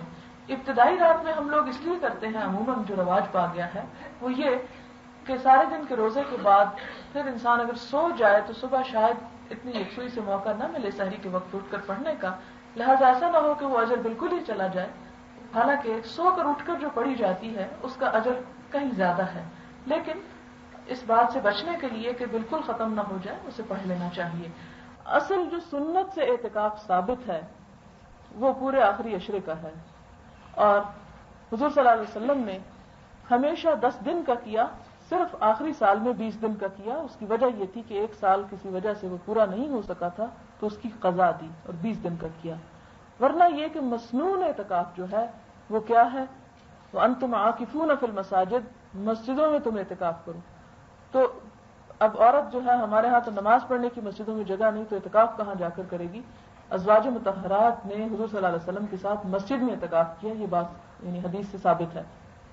اب اگر مسجد میں نہیں تو عموماً یہ ہے کہ عورتیں اس معاملے میں تھوڑی زبردستی برتتی ہیں، گھر میں بچے رو رہے ہیں تو روتے رہیں، کوئی کھانا پکانے والا نہیں تو نہ ہو، کوئی باہر سے لانے والا نہیں تو نہ ہو، اور انتہائی مشقت آمیز حالات میں وہ اندر بیٹھ جاتی ہیں، اور نہ وہ اندر ہوتی ہیں نہ وہ باہر ہوتی ہیں۔ اس میں کبھی کھانا نکل کے پکا رہی ہیں، کبھی دروازہ کھول رہی ہیں، کبھی کچھ اور کر رہی ہیں، تو پھر یہ اعتکاف نہیں، اللہ نے کسی کو ایسی مشقت میں نہیں ڈالا، اسے آپ اعتکاف کا نام نہ دیں، ویسے آپ کہیں کہ میں عبادت کر رہی ہوں، سارا دن کرتے رہیں، اور جب کوئی کام بیچ میں دنیا کا ایسا مجبوری کا آ جائے تو پھر اسے نکل کے کر لیں۔ اب یہ ہے کہ اس میں کچھ لوگ کہتے ہیں اچھا کوئی کھانا نہیں بنانے والا، کل ہی مجھ سے کوئی مسئلہ پوچھ رہا تھا کہ میری بیٹیاں ویسے جوان ہیں مگر وہ اٹھتی نہیں صبح، تو اس لیے مجھے پکانا پڑے گا تو میں اعتکاف بیٹھ جاؤں۔ تو نہیں کہ نہیں، ایک کام کرنا بھی ہے تو بیٹیوں کو تیار کریں، تو یا یہ ہے کہ پھر آپ اعتکاف ہی نہ کریں، سب کی خدمت کریں۔ دین کو ہم نے اپنی مرضی کے مطابق موڑنے کا ایک ایسا سلسلہ جاری کر رکھا ہے کہ ہر وہ کام بھی کرنا چاہتے ہیں دنیا میں جس کا فائدہ ہو، اور وہ بھی کرنا چاہتے ہیں کہ نام ہمارا لگ جائے، اور اس میں اتنی مجھے سمجھ نہیں آتی کہ اتنا اصرار کی ضرورت کیا ہے کہ ضرور ہمیں اعتکاف بیٹھنا ہے تاکہ لیبل لگ جائے کہ ہم اعتکاف بیٹھیں، سب لوگ مبارک دینے آ جائیں۔ یہ میری باتیں شاید بہت کڑوی کسیلی ہوں، لیکن ہمارے ہاں ایک یعنی کوئی چھوٹا سا نیکی کا کام کر لیتا ہے اس کو اتنا بڑھا چڑھا کے پیش کیا جاتا ہے، کوئی عمرہ ہی کر لے، کوئی حج ہی کر لے، کوئی روزے رکھ لے، کچھ کسی کا صدقہ یعنی نقلی عبادت یعنی روزہ ہی کیوں نہ کوئی رکھ رہا ہو، تو اس میں آپ دیکھیں کہ کیا کرتے ہیں کہ وہاں تو جو کر کے آئے سو آئے، یعنی آپ لوگ بھی عمرہ کرنے حج کرنے جاتے ہیں، وہاں جو لوگ جو کچھ کر رہے ہوتے ہیں، سارا دن بازاروں سے فرصت نہیں ہوتی ان کو، اور جب واپس آتے ہیں تو پھر مہمانداری سے فرصت نہیں ہوتی، اور پھر ایک لمبے چوڑے مبارکبادوں کے جو سلسلے چلتے ہیں اس میں عبادت کی اصل روح جو ہے وہ فنا ہو کے رہ جاتی ہے، اور انسان کے دماغ جو ہے وہ بھر جاتا ہے کہ اس نے شاید ایسا کام کر لیا ہے کہ جس کے بعد اب کوئی گناہ اس کے نامہ اعمال میں شامل ہی نہیں ہو سکتا۔ تو اگر تو نیت یہ ہو اعتکاف کرنے کی کہ نام لیبل لگ جائے کہ میں نے اعتکاف کیا ہے، اور اس میں چاہے ہمارے حالات اجازت دیتے ہوں یا نہ دیتے ہوں، تو ایسی مشقت اللہ تعالیٰ نے ہم پر نہیں ڈالی۔ کوئی کہہ رہا تھا کہ اعتکاف جو ہے اس کا مطلب ہے رک جانا، تو مثلاً آپ مسجد جا رہی ہیں تو آپ سوچ لیں کہ میں کوئی دین کے علاوہ کوئی بات نہیں کرنی، یا عصر کی نماز کے بعد مغرب کے بیچ میں کوئی کام نہیں ہوتا، تو وہ بھی اعتکاف ہو جاتا ہے؟ جی، اعتکاف تو وہی مسنون اعتکاف ہے، آخری 10 دن میں، آخری عشرے میں اس کا طریقہ کار ہے، اس کے کچھ حدود ہیں، کچھ شرائط ہیں، کچھ باتیں ہیں، وہ تو ہے اعتکاف۔ اس کے علاوہ آپ جو چاہیں کریں، آپ کسی بھی وقت بیٹھ جائیں، کسی وقت آپ سب دنیا چھوڑ کے ایک طرف جا کے بیٹھ جائیں، ایک دن کے لیے مسجد میں بیٹھ جائیں، صبح بیٹھ جائیں، شام بیٹھ جائیں، کبھی بیٹھ جائیں، کریں، اللہ کو راضی کرنے کے لیے جو طریقہ آپ کے پاس ہے اسے کریں۔ لیکن یہ ہے کہ جو اصل مسنون سنت سے ثابت شدہ اعتکاف ہے، جو حضور صلی اللہ علیہ وسلم نے خود کیا، وہ یہی ہے کہ رمضان کے دنوں میں، آخری 10 دنوں میں اعتکاف کیا، اور اس میں یہ ہے کہ انسان سوائے اشد مجبوری کے اپنی اس جگہ کو نہیں چھوڑ سکتا جہاں پر وہ اعتکاف بیٹھا ہوا ہے، دنیا کی کوئی بات نہیں کر سکتا، اپنے آپ کو ہر دنیا کے کام سے روکے رکھے۔ یہ دراصل انسان کے اندر ایک فطری جذبہ ہوتا ہے کہ میں سب سے کٹ کے صرف رب کا ہو جاؤں، جیسے کہ اللہ تعالیٰ کہتے ہیں کہ وہ تبتل الیہ تبتیلا، سب کو چھوڑ کر، کیونکہ ہماری زندگی اتنی پر ہنگامہ ہے کہ ہم نماز بھی پڑھ رہے ہوتے ہیں تو ساتھ ٹی وی میوزک چل رہا ہوتا ہے، اور ہماری نمازیں کچھ سمجھ نہیں آتی کیا پڑھا ہے کیا نہیں پڑھا، ادھر نماز پڑھ رہے ہیں، ادھر ٹیلی فون کی گھنٹی بج رہی ہے، وہ آدھا دھیان ادھر ہے آدھا ادھر ہے، نماز پڑھ رہے ہیں، دروازہ بج رہا ہے، شور ہے، ہنگامہ ہے، پوری زندگی ایک ہنگامے کی نظر ہو چکی ہے۔ تو اس زندگی کی آفت میں واقعی جو شخص خدا سے محبت کرتا ہے، اس کا دل چاہتا ہے کہ وہ سب سے الگ ہو کے کسی طرف بیٹھے اور صرف وہ اور خدا ہو، اور اپنے دل کے سارے حال اس کے سامنے رکھے اور اس سے مانگے، اور اس کے ساتھ ایک خاص اس کا تعلق ہو، اور وہ ایک روحانیت کو، ایک قوت انسان کے اندر پیدا ہو۔ یہ جذبہ بڑا اچھا ہے، قابل تعریف ہے، ہونا چاہیے، اور ہر بندے کی آخری تمنا ہے، اس لیے کہ والذین آمنوا اشد حبا للہ، جو اہل ایمان ہوتے ہیں وہ اللہ کی محبت میں سب سے بڑھ کر ہوتے ہیں۔ لیکن اس چیز کو مذاق نہیں بنا لینا چاہیے کہ ہم اس میں اپنی دنیا کے کام بھی چلاتے رہیں اور وہ بھی کرتے رہیں، اور پھر آخر میں یہ کہیں کہ جی ہم تو اعتکاف بیٹھے ہیں۔ پھر اور ایک بات ہے، جو بہنیں اپنی ایسی بنیادی ذمہ داریوں سے فارغ ہیں اور وہ بیٹھنا چاہتی ہیں، تو ان کے لیے پھر یہ ہے کہ وہ بیٹھیں، اور اس میں بعض لوگ دوسری انتہا کو نکل جاتے ہیں کہ ان سے اگر کوئی ضروری چیز بھی کوئی پوچھ بیٹھے کہ فلاں چیز کہاں رکھی ہے یا فلاں آیا اس کو کیا جواب دینا ہے، تو اس کو بھی وہ لکھ کے کر رہے ہوتے ہیں، یعنی چپ کا بھی روزہ رکھ لیتے ہیں ساتھ، حالانکہ یہ انتہا پسندی بھی اس میں نہیں ہے۔ حضور صلی اللہ علیہ وسلم کو ہم دیکھتے ہیں کہ اعتکاف کی حالت میں حضرت عائشہ وغیرہ آتی ہیں اور آپ کے سر پہ کنگھی وغیرہ بھی کرتی تھی، اور اس کے علاوہ یہ کہ حضرت زینب تھی، حضرت صفیہ تھی، کون کے بائیں آپ کے پاس رات کو شاید کھانا لے کر یہ کسی بھی سلسلے میں، تو جب وہ واپس جانے لگی تو آپ صلی اللہ علیہ وسلم نکل کر اعتکاف کی جگہ سے ان کو واپس بھی چھوڑنے کے لیے آئے۔ لیکن یہ ہے کہ جنازے کے لیے جانا، کسی کی میت پر جانا، کسی اور اس جگہ کو چھوڑ کر کہیں زیادہ دیر کے لیے باہر چلے جانا، جیسے کسی درس وغیرہ پڑھ کے، یہ تو نیکی کا ہی کام ہے، کیا فرق پڑتا ہے؟ نہیں، چاہے نیکی کا کام ہے وہ جہاں آپ ہیں، یہ تو انسان یہ کہے جیسے نماز پڑھ رہا ہے تو ساتھ ایک درس کی ٹیپ بھی آن کر لے اور کہے میں نماز بھی پڑھ رہا ہوں، یہ کوئی برائی ہے، میں نیکی کا درس سن رہا ہوں اس میں، تو یہ بات نہیں ہے۔ نماز کی اپنی ایک حدود و قیود ہے، اس کا ایک ڈسپلن ہے، اس کا ایک طریقہ کار ہے، اس میں آپ اپنی مرضی سے چیزیں جو ہیں وہ ایڈ نہیں کر سکتے۔ تو اسی طرح اعتکاف میں اب یہ ہے کہ جن لوگوں کو نہیں موقع ملا وہ یہ کہے کہ میں 3 دن کے لیے عبادت کر رہی ہوں، اور اس میں آخری 3 دنوں میں اگر آپ سب سے الگ کٹ کے بیٹھنا چاہتے ہیں اور اگر آپ کے حالات اجازت دیتے ہیں تو پھر، ورنہ مجبوری نہیں۔ اگر ایک آخری دن میں بھی آپ سب کو چھوڑ کر یہ کہ سارا مہینہ آپ ادھر ادھر مصروف رہے اور آپ سے یکسوئی سے عبادت نہیں ہو سکی، تو چلیں ایک آخری دن جاتے جاتے رمضان کو پکڑنے کی کوشش میں اگر انسان الگ ہو کے بیٹھ کے دعا کرتا ہے، یہ قرآن پاک پڑھتا ہے، تو وہ بھی ایک نیکی کا کام ہے، لیکن اسے اس مسنون اعتکاف کا نام نہیں دیا جا سکتا۔ اس میں پڑھنا یہ ہے کہ ایک تو نمازوں کی پابندی ہو، تراویح کی ہو، قرآن پاک ناظرہ ہو، ترجمے سے پڑھیں، اور اس کے علاوہ دینی جو کتابیں ہیں ان کا بھی مطالعہ کیا جا سکتا ہے، سویا بھی جا سکتا ہے، اور اس کے لیے بیڈ بھی استعمال کیا جا سکتا ہے. بعض لوگ اسپیشلی وہ زمین پر بستر لگاتے ہیں، حالانکہ ایسی کوئی قید نہیں ہے. حضور صلی اللہ علیہ وسلم سے ثابت ہے کہ ان کے لیے وہ جگہ بنائی گئی خاص، یعنی اعتکاف کی حالت کے لیے. پھر اسی طرح جو بہنیں اعتکاف نہیں بیٹھ سکی ان کے لیے جو اہم ترین چیز ہے وہ لیلۃ القدر کا پانا ہے. اور لیلۃ القدر جو ہے حضور صلی اللہ علیہ وسلم نے قرآن پاک نے اس کے بارے میں فرمایا کہ انا انزلناہ فی لیلۃ القدر، اس قرآن کو ہم نے لیلۃ القدر میں نازل کیا. اور جیسے کہ سورۃ الدخان میں ہے کہ انا انزلناہ فی لیلۃ مبارکہ، کہ ہم نے اس کو برکت والی رات میں اتارا. اب یہ برکت والی رات میں جو اتارا تو لوگ پہلے 8 شعبان کے اوپر بات ہو چکی کہ لوگ اس کو 15 شعبان قرار دیتے ہیں، حالانکہ وہ یہی رات ہے جو رمضان کی راتوں میں سے، آخری عشرے کی راتوں میں سے ہے. انا انزلناہ فی لیلۃ القدر، لیلۃ القدر میں نازل کیا. اب لیلۃ القدر جو ہے وہ کوئی بھی مخصوص رات نہیں، عموماً لوگ اس کو 27ویں کی رات جو ہے وہ قرار دے کے تو باقی راتوں کو بھولے رہتے ہیں. اس میں حضور صلی اللہ علیہ وسلم نے فرمایا جنرلی 2-3 چیزیں ملتی ہیں جنرلی کہ رمضان کی آخری راتوں میں تلاش کرو. ایک یہ روایت ملتی ہے، پھر یہ ہے کہ طاق رات میں تلاش کرو. حضرت عائشہ نے پوچھا کہ اللہ کے رسول صلی اللہ علیہ وسلم اگر ہم اسے پائیں تو اس پہ کیا پڑھیں؟ تو آپ نے فرمایا اللہم انک عفو تحب العفو فاعف عنا، کہ اللہ تو معاف کرنے والا ہے، معاف کرنے کو پسند کرتا ہے تو ہم سے درگزر فرما. اصل بات یہ ہے کہ وہ سوال ان کا یہ تھا کہ اگر ہم اس رات جاگیں تو کیا پڑھیں، یعنی اس کو پائیں سے مراد یہ ہے کہ اگر ہم اس میں ہمیں اللہ تعالیٰ توفیق دے کہ ہم اس میں عبادت کریں تو سب سے زیادہ کیا دعا پڑھیں. تو اس کو ہم نے یہ بنا لیا کہ کوئی خاص ایسی علامت ہوگی تو یہ کہ بارش ہوگی یا روشنی ہوتی ہے یا کچھ اس طرح کی چیزیں. اینی ہاں اس میں یہ ہے کہ ہمارا کام یہ نہیں کہ ہم عبادت چھوڑ کے ان علامتوں کو تلاش کرنا شروع کر دیں. ہمارا کام یہ ہے کہ ہم کام کرتے جائیں، جو اللہ نے ہماری قسمت میں لکھا ہے انشاءاللہ تعالیٰ اگر ہمارے اندر تڑپ ہوئی تو خدا ہمیں عطا کر دے گا.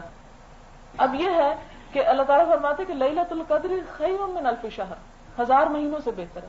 اس کا بھی مفہوم لوگ غلط لیتے ہیں. لوگ یہ سمجھتے ہیں کہ اس میں عمل کرنا 1000 مہینوں سے عمل کرنے سے بہتر ہے، حالانکہ اس میں یہ مطلب نہیں ہے. اس کا مطلب یہ کہ چونکہ اس رات میں قرآن نازل کیا گیا، یہ اتنا بڑا کام ہے کہ جو 1000 مہینوں سے زیادہ بہتر ہے، یعنی 1000 مہینوں میں جو کام ہو سکتا ہے اس سے بڑا کام اس رات میں کیا گیا. پھر اس کے علاوہ یہ کہ تنزل الملائکۃ والروح فیہا باذن ربہم من کل امر سلام، اس رات میں فرشتے اور روح یعنی جبریل امین اترتے ہیں. روح سے مراد یہاں پر لوگ وہ عام روحیں لے لیتے ہیں، حالانکہ مراد اس سے جبریل امین ہے. کس لیے اترتے ہیں؟ تنزل الملائکۃ والروح فیہا باذن ربہم، رب کے اذن کے ساتھ. جب وہ حکم دیتا ہے تو اترتے ہیں، خود سے نہیں بھاگے پھرتے. پھر اس میں سلامتی کے ساتھ یعنی سلامتی کا پیغام لے کر اترتے ہیں، اور یہ رات سراسر سلامتی ہے فجر تک. تنزل الملائکۃ والروح فیہا باذن ربہم من کل امر، ہر امر لے کر اترتے ہیں. یعنی اس رات میں تقدیروں کے فیصلے ہوتے ہیں. اللہ تعالیٰ ان کے سپرد وہ سارے احکامات کرتا ہے، کس کو اگلے سال تک مارنا ہے، کس کو رزق کتنا ملے گا، کون کیا کرے گا. تو وہ ایک طرح کا انسانوں کے بارے میں جو فیصلہ ہوتا ہے رب العالمین کا، وہ فرشتوں کو ہینڈ اوور کر دیا جاتا ہے عمل کے لیے کہ اس کو تم آگے آپس میں ڈسٹریبیوٹ کر کے اسے جو جس کے ذمہ ہے وہ کام کرے. پھر یہ کہ یہ رات سراسر سلامتی ہے صبح تک. کوشش تو یہ ہونی چاہیے کہ ساری رات جاگ سکیں، لیکن یہ کہ اگر ہم ساری رات نہ بھی جاگ سکیں تو کم از کم رات کا کچھ حصہ جو ہے وہ خصوصیت کے ساتھ جاگنا چاہیے. اس کے بارے میں حضور صلی اللہ علیہ وسلم نے فرمایا من قام لیلۃ القدر ایمانا واحتسابا غفر له ما تقدم من ذنبه، کہ جو شخص لیلۃ القدر کو ایمان اور احتساب کے ساتھ قیام کرے گا اس کے سب گناہ معاف کر دیے جائیں گے. اب یہ کہ وہ قیام سے مراد کیا ہے؟ قیام سے مراد نماز نفل ہے اور تراویح جس کو ہم کہتے ہیں. اور اس میں زیادہ افضل کیا کرنا ہے؟ زیادہ ہے وہ ہم زور دیتے ہیں عدد پر کہ لازمی طور پر 20 ہو جائیں یا 30 ہو جائیں جو بھی. یا بعض اوقات لوگ فخر کرتے ہیں، میں نے خود سنا صبح اٹھ کر لوگ کہ ہاں آج میں نے 100 نفل پڑھے، دوسرا کہتا ہے میں نے 50 پڑھے، تیسرا کچھ اور کہتا ہے. حالانکہ نفل عبادت جو ہے یہ حد سے زیادہ چھپانے کی چیز ہے، کیونکہ یہ تو اپنے دل کی خوشی سے صرف اللہ کو دیتے ہیں. یہ تحفہ ہے ہماری طرف سے اللہ کے حضور کہ جو صرف ہم اس کو دیتے ہیں، تو لوگوں کو بتانے کی کیا ضرورت ہے. یعنی اگر آپ خود سوچیں کہ آپ کو کوئی چیز دے اور اس کا ڈنڈورا سارے شہر میں پیٹتا رہے کہ میں نے فلاں کو یہ دیا یہ دیا یہ دیا، آپ بتائیں کہ یہ بات آپ کو کیسے لگے گی؟ تو اسی طرح اللہ تعالیٰ کو یہ بات سخت ناگوار ہے کہ کوئی کام بظاہر اس کے لیے کیا جائے لیکن اس میں اصل نیت جو ہو وہ لوگوں کے سامنے اپنی نیکی اور تقویٰ کا روب جمانے کی ہو. تو یہ چیز نہیں ہونی چاہیے. احتساب کے ساتھ نیت کا جائزہ لیتے ہوئے کہ خالصتاً اللہ کے لیے ہو. پھر آپ کو وہ حدیث بھی شاید سنائی ہو کہ جس میں حضور صلی اللہ علیہ وسلم نے فرمایا کہ الصیام والقرآن یشفعان للعبد، قرآن اور صوم جو ہے یہ دونوں بندے کے حق میں سفارش کریں گے. قرآن یہ سفارش کرے گا کہ اے اللہ اس نے میری خاطر اپنی نیند چھوڑی اور قیام کیا. قیام میں افضل ترین کام کیا ہے کہ زیادہ سے زیادہ اس کو طول دیا جائے. حضور صلی اللہ علیہ وسلم کی جو رات کی نماز تھی اس کے بارے میں حضرت عائشہ کہتی ہیں کہ تمہیں کیا خبر کہ ان کا طول کیسا تھا اور ان کا حسن کیسا تھا، یعنی کتنی لمبی وہ رکعتیں ہوتی تھی اور کتنی خوبصورت انداز میں پڑھی ہوئی ہوتی تھی، کتنی اس میں عاجزی اور انکساری ہوتی تھی، کتنا ان میں اللہ کی طرف رجوع اور خشوع اور خضوع ہوتا تھا. تو ہماری بھی عبادت کی اصل روح اور اصل نیت یہی ہونی چاہیے اور کوشش یہی ہونی. عموماً لوگ پوچھتے ہیں کیا تسبیح پڑھیں، کیا ذکر کریں، سب سے زیادہ تو آپ نماز پڑھیں. لیکن ہم نے آن دا ہول ایک قومی ہمارے ہاں یا ایک امت کے اندر ایک خاص شارٹ کٹ تلاش کرنے کا ٹرینڈ چلا ہوا ہے. جو ہمارے اوپر فرائض عائد ہوتے ہیں ان کو ہم ادا نہیں کرتے اور جو نفل چیزیں ہیں ان کے پیچھے ہم بھاگتے ہیں. اب مثلاً فرض ہم تو کیا ہے کہ ہم اس قرآن کو پڑھیں، سمجھیں، اس پر عمل کریں، اس کو طرف توجہ نہیں. لیکن نفل عبادت ہے، کوئی ذکر کرنا، کوئی وظیفہ کرنا، کچھ اس کی طرف بہت زور دیتے ہیں، وہ مس نہیں ہونے دیتے. اس کو مس نہیں کر سکتے، نماز اس میں چلی جاتی ہے تو چلی جائے، اس کی پرواہ نہیں. پھر اسی طرح آپ دیکھیں کہ رمضان کی راتوں میں بھی تہجد میں جیسے حضور صلی اللہ علیہ وسلم سے مسنون جو چیز تھی اس میں ہو، ورنہ یہ کہ عام طور پر جو توفیق ہو پڑھ لی، 2 پڑھ لیں، 4 پڑھ لیں، 10 پڑھ لیں، جتنے نوافل بھی آپ پڑھ سکیں اور کوشش یہ کریں کہ لمبا قیام ہو. پھر اس میں آپ دیکھیں کہ بہت سے لوگ اکیلے گھر میں کرنا چاہتے ہیں تو کر نہیں سکتے. اس میں نے آپ کو بتایا تھا کہ میں نے پچھلے سال اس معاملے میں کافی تحقیق کی کہ کیا صحابہ کرام میں کوئی ایسا ہمیں نمونہ ملتا ہے کہ کسی نے الگ نفل پڑھنے کے لیے دیکھ کر پڑھا ہو. تو مجھے حضرت عائشہ کے غلام صفوان کا وہ واقعہ ملا کہ جس میں وہ دیکھ کر پڑھا کرتے تھے. تو اس میں یہ ہے کہ آپ اگر پڑھنا چاہیں تو اس طرح پڑھ سکتے ہیں کہ آپ اپنے پاس ایک ٹیبل رکھ لیں اور ایک سپارہ لے لیں اور اس سپارے کو آپ اس طرح ایک ہاتھ سے، یعنی اگر آپ 2 ہاتھ استعمال کریں گے تو پھر ایسے ہوگا، آپ اس طرح رکھ لیں کہ ایک ہاتھ نیچے رکھا ہے تو دوسرا ہاتھ اگر پورا اس کے اوپر اس طرح نہیں بھی آ رہا تو اس طرح آ رہا ہے تو آپ اس کو دیکھ کے پڑھ سکتے ہیں. ویسے افضل یہی ہے کہ کوئی حافظ ہو اور وہ پڑھ رہا اور پیچھے جو ہے سب سنیں، کیونکہ خود دیکھ کے پڑھنے میں پھر وہ پوری کنسنٹریشن نہیں رہتی اور نماز میں خلل آتا ہے. وہ تو یہ ہے کہ کوشش اگر کی جائے تو حفظ قرآن کی طرف توجہ دینی چاہیے. لیکن یہ کہ اگر بچپن سے نہیں کیا اور اس عمر میں ہوتا نہیں، کیونکہ ہر شخص کا حفظ کا جو معیار مختلف ہوتا ہے. کچھ لوگ حفظ میں بہت اچھے ہوتے ہیں، کچھ لوگ باوجود کوشش کے حفظ نہیں کر سکتے میرے جیسے. آگے آپ کے اگر کوئی پڑھ رہا ہو تو اس کو تو آپ پورے یکسوئی سے سنیں. لیکن یہ ہے کہ چونکہ نماز کے اندر قرآن پاک کو کھڑے ہو کر پڑھنے کا بے پناہ اجر ہے، اس اجر کو پانے کے لیے سب لوگ تو یعنی اکٹھے ہو کر ہر بندہ اپنے ہاتھ پہ سپارہ نہ پڑھ. جیسے آپ اکیلے گھر میں کھڑے ہیں اس صورت میں آپ ٹیبل ساتھ رکھ لیں اور ٹیبل ساتھ رکھ کر اگر ایک الگ سے یعنی قرآن پاک نہ اٹھائیں، اس سپارے کو اگر آپ یوں رکھ کر پڑھ رہے ہیں اور نیچے جانے سے پہلے اگر آپ ساتھ رکھ لیتے ہیں، یعنی کچھ اونچا ٹیبل ہے تو اس میں حرج کوئی نہیں. یہ گنجائش ہے جس کا ثبوت حضرت عائشہ سے ملتا ہے.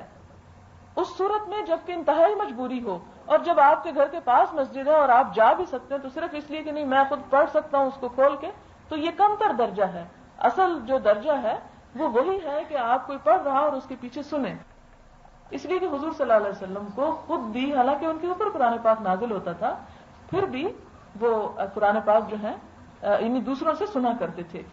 حضرت عبداللہ بن مسعود بہت اچھی تلاوت کیا کرتے تھے، ان سے آپ نے سنایا مختلف مواقع پر.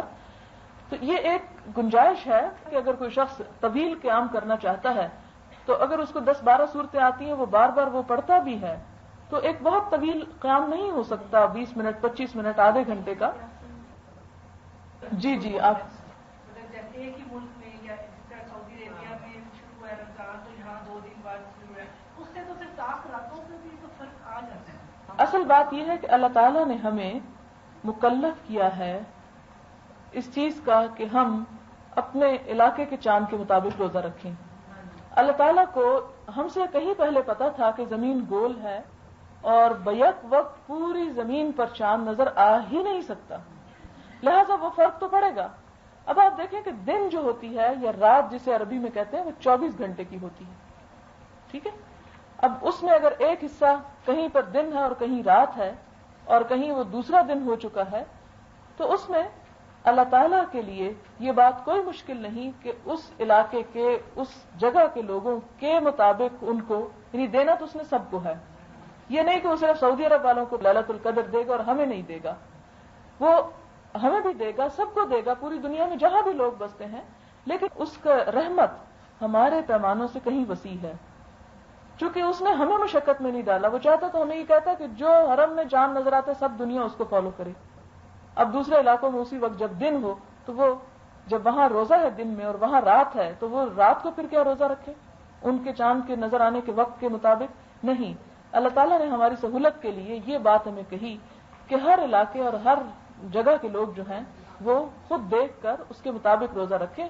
اور اس کی شاید ترمذی یا بہقی کی روایت ملتی ہے، مجھے صحیح یاد نہیں ہے، کہ جس میں آتا ہے کہ ہر بلد کا مطلع جو ہے وہ مختلف ہے. اس میں یہ ہے، دیکھیں کہ ہمیں یہ کہا کہ ایمان کتنی زبردست بات، یعنی اتنی دفعہ میں نے یہ حدیث پڑھی ہے اور مسلسل میں یہ غور کرتی ہوں کہ اس میں ایمان کا لفظ کیوں آیا ہے. یعنی جو لیلۃ القدر کا قیام کرے ایمان کے ساتھ اور احتساب کے ساتھ، تو یہ ایمان ہی ہے کہ تم یقین رکھو کہ وہ تمہیں عطا ہوگی اور تم اپنی طرف سے خلوص نیت کے ساتھ کوشش کرتے چلے جاؤ. کیونکہ عموماً یہ ہوتا ہے کہ جب انسان عبادت کے لیے کھڑا ہوتا ہے نا تو یہ شک اسے کمزور کر دیتا ہے، پتہ نہیں وہ ہے یا نہیں، پتہ نہیں وہ کل تھی یا آج ہوگی، پتہ نہیں جو ہماری طاق راتیں ہیں. اگر تو آپ نے چاند دیکھ کر رکھا تو آپ 100% یقین رکھیں کہ انہی طاق راتوں میں سے ایک ہے. ایمان رکھیں اس بات پر کہ جو اللہ تعالیٰ نے کہا وہ بالکل سچ کہا ہے، اور اس کے مطابق اطمینان کے ساتھ اور احتساب کے ساتھ. احتساب کے دو مطلب ہیں، ایک احتساب اپنا ذاتی احتساب اور دوسرا احتساب کا مطلب ہے اللہ تعالیٰ سے ثواب کی امید رکھتے ہوئے، یعنی اپنا جائزہ لیتے ہوئے اور اس سے ثواب کی امید رکھتے ہوئے. یہاں پہ جو آپ نے کہا تھا جو بھی مانگتا ہے اس کو دے دینا چاہیے، جو سوالی جو ہوتا ہے. آپ کا خیال یہ ہے کہ جو بھیک مانگتے ہیں لوگ ان کو دیں یا نا، یہ کہنا چاہتی ہیں آپ؟ ہاں شاباش. بھیک مانگنے والے اگر آپ کو کچھ اندازہ ہو اللہ کی دی ہوئی بصیرت سے، بدگمانی سے نہیں بصیرت سے، کہ یہ پروفیشنل ہیں تو اس وقت ان کو پیسے تو نہ دیں لیکن اچھی بات اچھی نصیحت ضرور کریں. ٹھیک ہے؟ یعنی اگر آپ کے پاس مال نہیں ہے دینے کو یا نہیں دینا چاہتے نہ دیں، لیکن بہرحال وہ انسان ہے اور انسان کو صرف مال کی ضرورت نہیں ہوتی، اچھی نصیحت، اچھے اخلاق، ہمدردی کی بھی ضرورت ہوتی ہے. لہذا یہاں پر آپ نے یہ پڑھا کہ قول معروف، بھلی بات، ومغفرۃ، اور اللہ سے بخشش مانگ لینا. بہتر ہے اس صدقے سے جس کے پیچھے اذیت ہو کہ دے بھی رہے ہیں اور سناتے جا رہے ہیں. اس میں ہمارے اوپر دو فرض عائد ہوتے ہیں. ایک تو یہ کہ ہم ان کی اخلاقی تربیت کریں. ہو سکتا ہے کہ آپ کے منہ سے نکلی ہوئی ایک اچھی بات اس کی زندگی بدل ڈالے، اس لیے کہ دل تو اللہ کے ہاتھ میں ہے. تو مایوسی کی اس میں کوئی ضرورت نہیں کہ نہیں یہ لوگ کہاں سمجھتے ہیں اور یہ تو بہت پختہ ہو چکے ہیں اور یہ تو ہمیشہ سے اسی حال پر ہیں. نہیں، مایوس نہ ہو، اس کو بھلائی کی طرف، نیکی کی طرف، اچھے کام کی طرف توجہ دلائیں. اس کے اس فعل کے بارے میں بتائیں کہ قیامت کے دن کچھ لوگ ایسے ہوں گے جو تانبے کے ناخنوں سے اپنے منہ کا گوشت نوچ رہے ہوں گے، جو وہ لوگ ہوں گے جو بھیک مانگتے ہوں گے.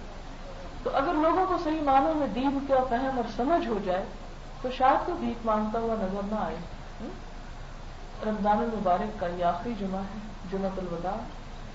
معلوم نہیں اگلے سال ہماری زندگی میں یہ دن آئے یا نہ، لیکن بہرحال رمضان کی گزرتی ہوئی رخصت ہوتی ہوئی ان گھڑیوں میں ہمارے لیے کچھ پیغام ہے، اور وہ کیا ہے کہ ہم اس مہینے کے خاتمے پر جس انعام اور خوشی کے امیدوار ہیں اور وہ عید کی شکل میں ہمارے پاس آنے والی ہے، اس میں ہم وہی طرز عمل اختیار کریں جو ہمارے رب نے ہمیں بتایا ہے۔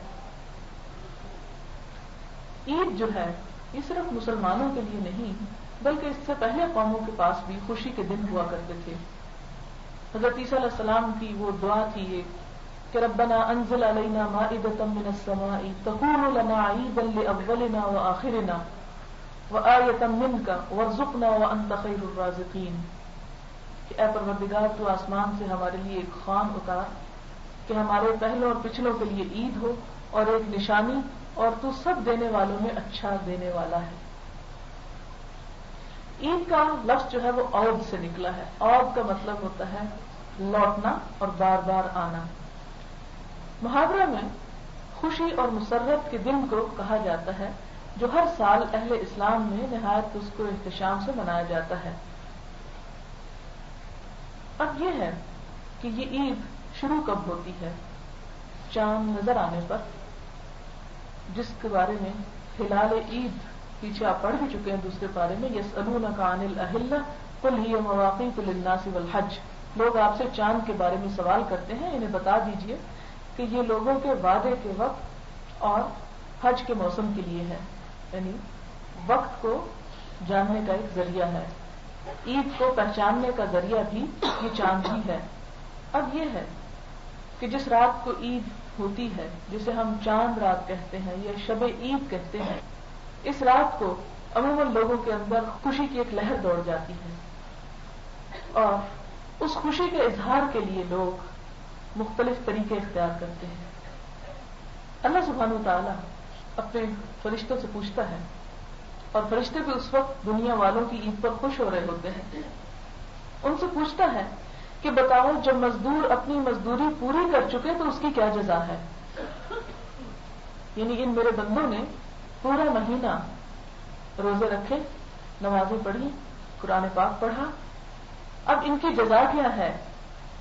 وہ عرض کرتے ہیں کہ اس کی پوری پوری اجرت ملنی چاہیے، اس کا بدلہ ملنا چاہیے۔ اللہ تعالیٰ فرماتا ہے کہ اے فرشتوں تم گواہ رہو، میں نے محمد صلی اللہ علیہ وسلم کی امت کے روزہ داروں کو بخش دیا اور ان کے لیے جنت کو واجب کر دیا۔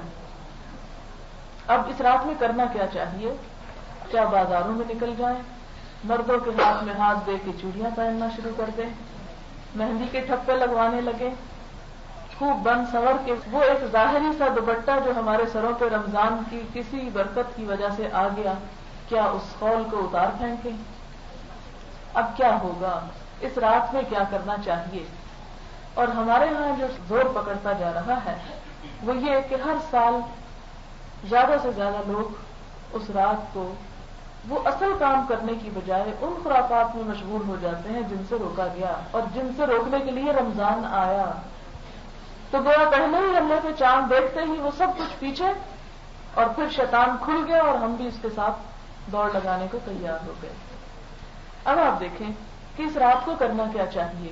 بازاروں میں گھومنا پھرنا، شور شرابہ نہیں، اس بات کی دعا کریں کہ یا اللہ یہ رمضان پھر ہمیں دوبارہ لوٹا دے، کیونکہ حضور صلی اللہ علیہ وسلم نے فرمایا اگر تم لوگوں کو یہ معلوم ہو جائے کہ رمضان کے کتنے فوائد اور کتنی برکات ہیں تو تم تمنا کرو کہ کاش رمضان کبھی ہم سے دور نہ جائے۔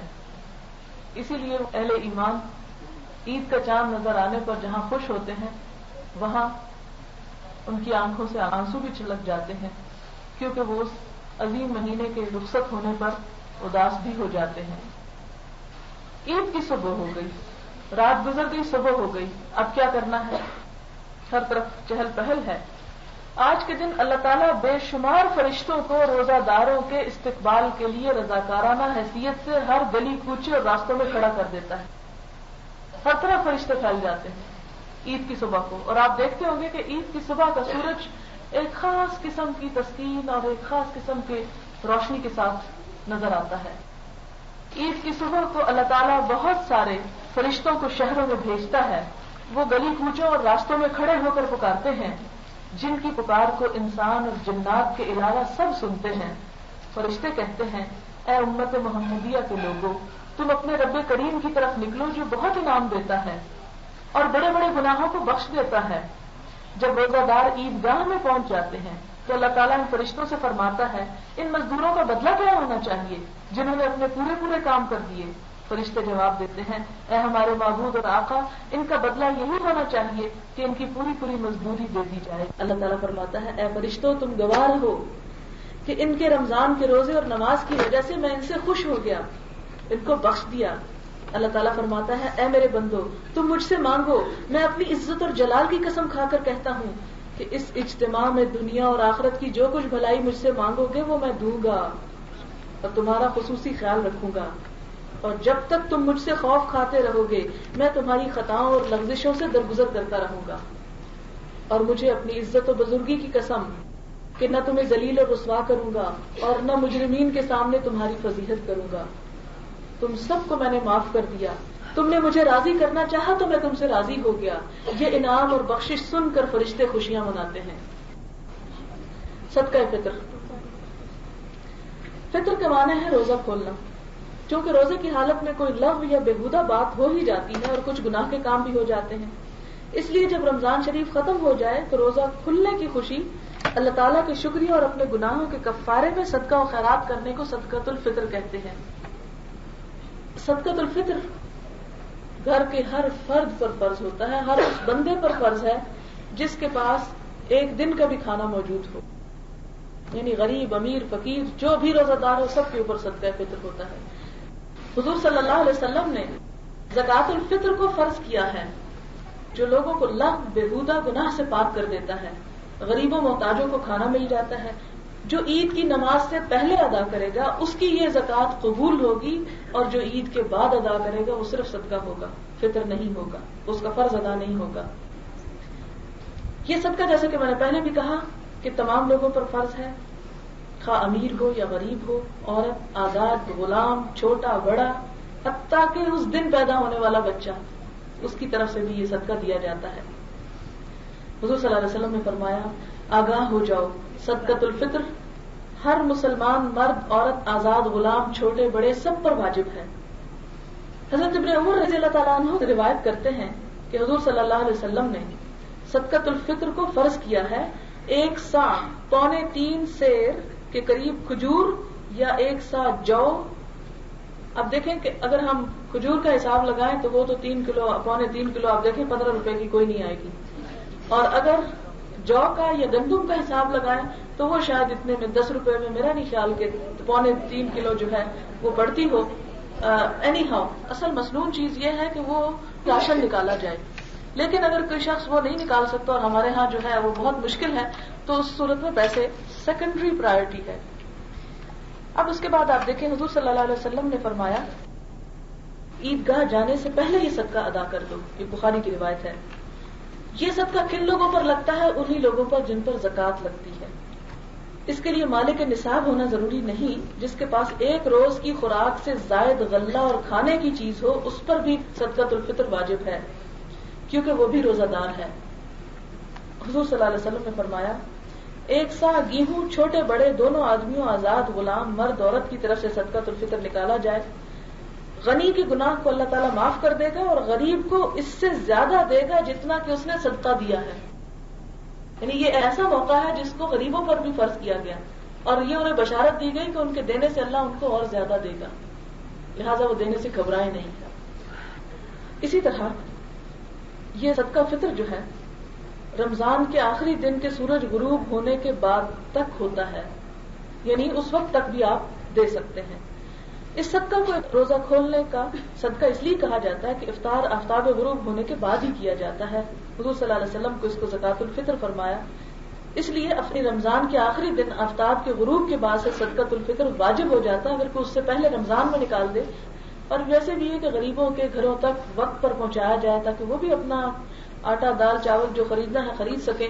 ایسا نہ ہو کہ ہم عید پر جانے سے پہلے نکالیں اور ہمیں کوئی ضرورت مند نہ ملے اور پھر ہم سوچیں اچھا واپس آ کے دے دیں گے، اور اگر ان کو دیں اور بازار بند ہو اور وہ خود اپنے لیے کچھ بھی نہ خرید سکیں، لہٰذا بہتر ہے کہ فوراً اس فرض کو ادا کر دیا جائے۔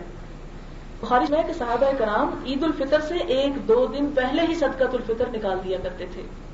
صدقۃ الفطر ہر شخص اپنی طرف سے نکالے، لیکن گھر کا بڑا اور سرپرست اپنے بچوں اور غلاموں کی طرف سے بھی ادا کر سکتا ہے۔ بخاری میں ہے کہ حضرت ابن عمر اپنے چھوٹے بڑے بیٹوں کی طرف سے اور اپنے غلاموں کی طرف سے بھی خود ادا کر دیا کرتے تھے۔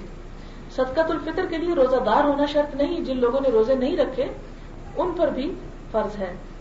پھر اسی طرح حضور صلی اللہ علیہ وسلم نے فرمایا کہ یہ روزہ دار کے لیے پاکیزگی کا سبب ہے۔ دن چڑھ آیا، اب آپ کیا کریں؟ صبح کے وقت اٹھتے ہی نماز فجر کے بعد مسنون یہ ہے کہ غسل کریں، نہائیں، لیکن اگر ایسا موقع نہ ہو، کسی بیماری یا مجبوری کی وجہ سے کوئی نہ نہا سکے، تو بہرحال سورج نکلنے کے ساتھ ہی تکبیریں کہنا شروع کر دیں، خواہ آپ گھر میں ہوں خواہ کہیں بھی ہوں۔ تکبیریں کیا ہیں؟ اللہ اکبر اللہ اکبر اللہ اکبر کبیرہ۔ ایک تکبیر یہ ہے اللہ اکبر اللہ اکبر اللہ اکبر کبیرہ، 3 دفعہ اللہ اکبر کر کے 4تھی دفعہ کبیرہ کہہ دینا ہے، یہ بخاری کی روایت ہے۔ یا دوسرا طریقہ یہ ہے اللہ اکبر لا الہ الا اللہ واللہ اکبر وللہ الحمد۔ یہ چلتے پھرتے اٹھتے بیٹھتے یہ تکبیریں خوب پڑھیں۔ پھر اس کے بعد یہ کہ اچھے کپڑے پہنیں، عید کے دن اچھے کپڑے پہننا ثواب کا کام ہے۔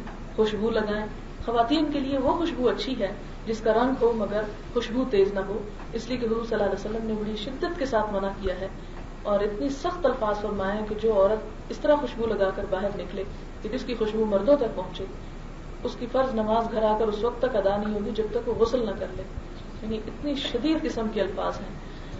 تو یہ ہے کہ عیدگاہ میں ضرور جائیں، لیکن ایسا میک اپ اور ایسی خوشبو لگا کر نہیں کہ جس سے دوسرے نمازیوں کے اور ایسے لوگوں کے جو سارا مہینہ تقوی حاصل کرنے کی فکر میں رہے، اس وقت ان کا تقوی ڈھیر کر دیا جائے۔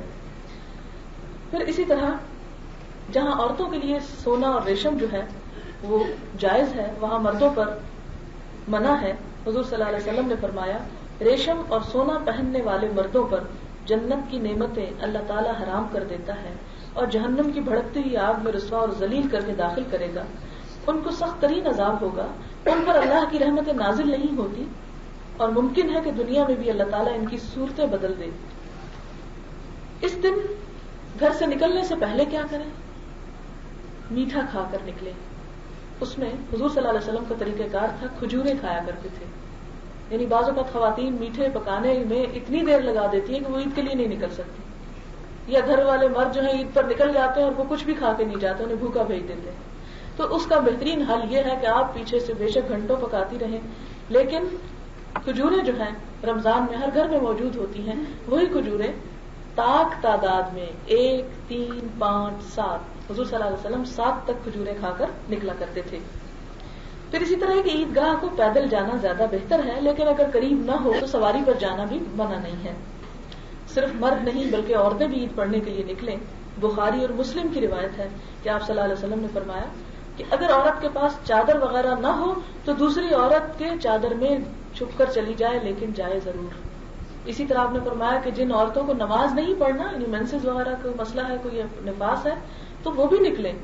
اس پر صحابہ کرام نے حیرت کا اظہار کیا، وہ کیوں نکلے؟ آپ نے فرمایا ہاں وہ نکلیں، مسلمانوں کی قوت کو دیکھیں اور دعا میں شریک ہوں، اس لیے کہ اس دن کی دعائیں رد نہیں ہوتی۔ لہذا جو کچھ پکانا ہو رات کو کپڑے تیار کر کے سب کچھ رکھ چھوڑیں اور صبح جلد از جلد نکلنے کی کوشش کریں، بچوں کو بھی لے کر نکلیں۔ پھر آگے دیکھیں، عید کی نماز ہے وہ عیدگاہ میں ادا ہونی چاہیے، مسجدوں میں نہیں۔ عموماً ہمارے ہاں یہ فیشن بن گیا کہ ہر مسجد میں چند لوگ کھڑے ہو جاتے ہیں اور عید پڑھنا شروع کر دیتے ہیں، یہ طریقہ کار درست نہیں ہے۔ کھلے میدان میں بڑی جگہ پر نماز پڑھنی چاہیے۔ پھر اسی طرح یہ کہ وہاں پر جا کر خطبہ سننا جو ہے وہ انتہائی ضروری ہے۔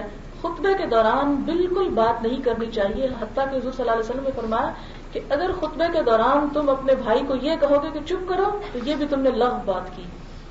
دوسرے کو چپ کرانے کے لیے بھی نہیں بولنا چاہیے۔ اور ہمارے ہاں لوگ عید ملنا شروع ہو جاتے ہیں، مبارکیں دینی شروع ہو جاتے ہیں، آنکھیں بچاتے سر جھکاتے بندہ کسی گوشے میں گھس ہی جائے تو بھی بڑی مشکل ہو جاتی ہے کہ کس طرح اپنے اس دھرم کو ایمان کو قائم رکھے یہاں کہ ہر طرف جہالت کا دور دورہ ہے، لوگوں کو پتہ ہی نہیں کہ اس وقت کرنا کیا ہے۔ اس لیے آپ اگر جائیں عیدگاہ تو ملنا ملانا بعد میں کریں، پہلے تو تکبیریں پڑھیں زیادہ سے زیادہ، اور پھر اگر خطبہ شروع ہو جائے تو خاموشی کے ساتھ اس خطبے کو بیٹھ کر سنیں. حتیٰ کہ حضور صلی اللہ علیہ وسلم نے یہاں تک کیا کہ اگر عورتوں تک خطبے کی آواز نہ پہنچے تو آپ صلی اللہ علیہ وسلم اسپیشل عورتوں کے پاس آئے اور انہیں الگ سے تلقین فرمائی. اب یہ ہے کہ جب نماز شروع ہو جائے تو تکبیریں بند کر دی جائیں. اس وقت عید کی نماز کے علاوہ اور کوئی نماز نہ پڑھی جائے، نہ کوئی نفل، نہ کوئی فرض، نہ کوئی اور. یہ نہیں کہ آپ جائیں تو کہیں اچھا بڑا دل چاہ رہا ہے میں نفل پڑھ لوں ذرا 4-5. نہیں، اس وقت صرف عید کی نماز ہوگی. اور پھر اس کا طریقہ کار کیا ہوگا، وہ جیسے امام پڑھے گا ویسے ہی پیچھے پڑھ دیں. عورت کے لیے ضروری ہے، فرض تو مردوں میں بھی نہیں، اس لیے کہ عید کی نماز جی گھر میں دیکھیں کہ وہ 2 نفل ہوں گے. میں آپ کو بخاری اور مسلم کی وہ روایت سنا رہی ہوں، صحیح حدیث کے، جس میں حضور صلی اللہ علیہ وسلم نے عورتوں کو حکم دیا کہ وہ گھروں سے نکلے عید کے لیے. ہمارے ہاں عورتیں چاند رات میں بے شک گھوم پھر لیں لیکن عید کی نماز کے لیے نہیں جا سکتے، اس لیے کہ منع ہے. کہیں منع نہیں ہے، یہ من گھڑت بات ہے. اچھا، اب یہ ہے کہ نماز میں تھوڑا سا فرق ہوتا ہے، وہ تکبیریں کہنا ہوتی ہیں. جب تکبیر وہ امام کہے گا اللہ اکبر تو بہت سے لوگ اس وقت سجدے میں چلے جاتے ہیں، رکوع میں چلے جاتے ہیں، انہیں پتہ نہیں چلتا کہ یہ کرنا کیا ہے. تو اس میں یہ کہ جب وہ اللہ اکبر پھر اللہ اکبر کہیں تو ہاتھ اٹھا اٹھا کر جتنی وہ پڑھے اس کے پیچھے کرتے چلے جائیں. اب آپ دیکھیں نماز پڑھنے کے بعد آپ جب واپس آئیں تو راستہ بدل کر آئیں، یعنی جس رستے سے جائیں اس رستے کو چھوڑ کر دوسرے رستے سے گھر آئیں. یہ بھی مسنون ہے، حضور صلی اللہ علیہ وسلم سے ایسا ثابت ہے. پھر آپ یہ دیکھیں کہ عید کے دن غریبوں، مسکینوں، رشتہ داروں، بیماروں، ان تمام کو بھی دیکھنے کا اہتمام کریں. اب اس کے بعد کیا ہو؟ اس کے بعد یہ کہ عید کا دن گزر گیا، اگلا دن روزہ رکھنے کا دن ہے، 6 شوال جسے کہتے ہیں. حضور صلی اللہ علیہ وسلم نے فرمایا کہ جو شخص رمضان کے روزے پورے کر کے شوال کے مہینے میں 6 روزے رکھے گا اللہ تعالیٰ اسے سال بھر کے روزوں کا ثواب دے گا. مسلم کی روایت ہے. ان روزوں کو چاہے آپ اکٹھا رکھ لیں، چاہے آپ الگ الگ رکھیں، چاہے آپ اگلے دن رکھیں یا نہ رکھیں. بعض لوگ کہتے نہیں جی اگلے دن لازمی رکھنا پھر جب مرضی، نہیں، پورا شوال کا مہینہ جو ہے اس میں آپ یہ 6 روزے پورے کر سکتے ہیں. لیکن ان روزوں کے بعد پھر عید کرنا یہ کہیں ثابت نہیں ہے، لہٰذا ایسی بدعتوں کو رواج نہ دیں. نہیں، وہ تو الگ ہے نا، وہ رکھ لیں، عورتیں وہ رکھ لیں لیکن شوال میں ہی رکھ لیں. اگر الگ سے توفیق ہو تو الگ رکھ لیں، نہیں تو وہی رکھ لیں. اب آپ دیکھیں حضور صلی اللہ علیہ وسلم نے فرمایا کہ مومن کی 5 عیدیں ہیں. نمبر 1، جس دن مسلمان گناہ سے محفوظ رہے اور کوئی گناہ سرزد نہ ہو وہ دن اس کے لیے عید کا دن ہے. نمبر 2، جس دن ایک مسلمان دنیا سے اپنا ایمان سلامت لے جائے وہ دن بھی اس کے لیے عید کا دن ہے، یعنی رخصت ہوتے ہوئے. نمبر 3، جس دن ایک مسلمان دوزخ کے پل سے سلامتی کے ساتھ گزر جائے وہ اس کی عید ہے. جس دن ایک مسلمان دوزخ سے بچ کر جنت میں داخل ہو جائے وہ اس کی عید ہے. اور جس دن وہ پروردگار عالم کے دیدار کو پائے، جس دن اللہ کے دیدار کو پائے اور اس کی رضا سے بہرہ یاب ہو وہ دن اس کا عید کا دن ہے. اللہ ہر ایک کو نصیب کرے. حضرت علی رضی اللہ تعالیٰ عنہ کو کسی نے دیکھا کہ عید کے دن خشک روٹی بیٹھے کھا رہے ہیں. دیکھنے والوں نے کہا ابو تراب آج عید ہے. آپ نے فرمایا ہماری عید اس دن ہے جس دن کوئی گناہ نہ ہو. وہب بن منبہ کو عید کے دن روتے ہوئے دیکھا گیا. کسی نے کہا یہ تو خوشی کا اور زینت کا اور ہنسنے کا دن ہے. وہب کہنے لگے یہ خوشی کا دن اس کے لیے جس کے روزے قبول ہو گئے. ایک اور بزرگ تھے، ان کو کسی نے عید کے دن بڑا پریشان دیکھا تو دریافت کیا کہ لوگ عید میں مشغول ہو کر وعید کو بھول گئے، اس لیے کہ عید ان لوگوں کی نہیں جو کھانے پینے میں مشغول ہو گئے. عید ان لوگوں کی ہے جنہوں نے اپنے اعمال میں اخلاص پیدا کر لیا، اپنی ساری کوششوں کو اللہ کے لیے کیا. اسی کے بارے میں ایک شاعر نے کہا کہ لیس العید لمن لبس الجدید انما العید لمن خاف بالوعید. عید اس کی نہیں جس کو اچھے کپڑے پہننے کو مل گئے اور وہ اس نے اپنے آپ کو آراستہ کر لیا. عید اس کی ہے جو خدا کی وعید اور پکڑ سے بچ جائے. سبحان اللہ وبحمدہ عدد خلقہ ورضا نفسہ وزنۃ عرشہ ومداد کلماتہ. سبحان اللہ العظیم. اللهم صل على محمد وعلى آل محمد كما صليت على إبراهيم وعلى آل إبراهيم إنك حميد مجيد. اللهم بارك على محمد وعلى آل محمد كما باركت على إبراهيم وعلى آل إبراهيم إنك حميد مجيد. ربنا آتنا في الدنيا حسنة وفي الآخرة حسنة وقنا عذاب النار. ربنا لا تزغ قلوبنا بعد إذ هديتنا وهب لنا من لدنك رحمة إنك أنت الوهاب. ربنا لا تؤاخذنا إن نسينا أو أخطأنا. ربنا ولا تحمل علينا إصرا كما حملته على الذين من قبلنا. ربنا ولا تحملنا ما لا طاقة لنا به واعف عنا واغفر لنا وارحمنا أنت مولانا فانصرنا على القوم الكافرين. ربنا هب لنا من أزواجنا وذرياتنا قرة أعين واجعلنا للمتقين إماما. ربنا أفرغ علينا صبرا وتوفنا مسلمين. ربنا أفرغ علينا صبرا وثبت أقدامنا فانصرنا على القوم الكافرين. ربنا هب لنا من أزواجنا وذرياتنا قرة أعين واجعلنا للمتقين إماما. يا حي يا قيوم برحمتك نستغيث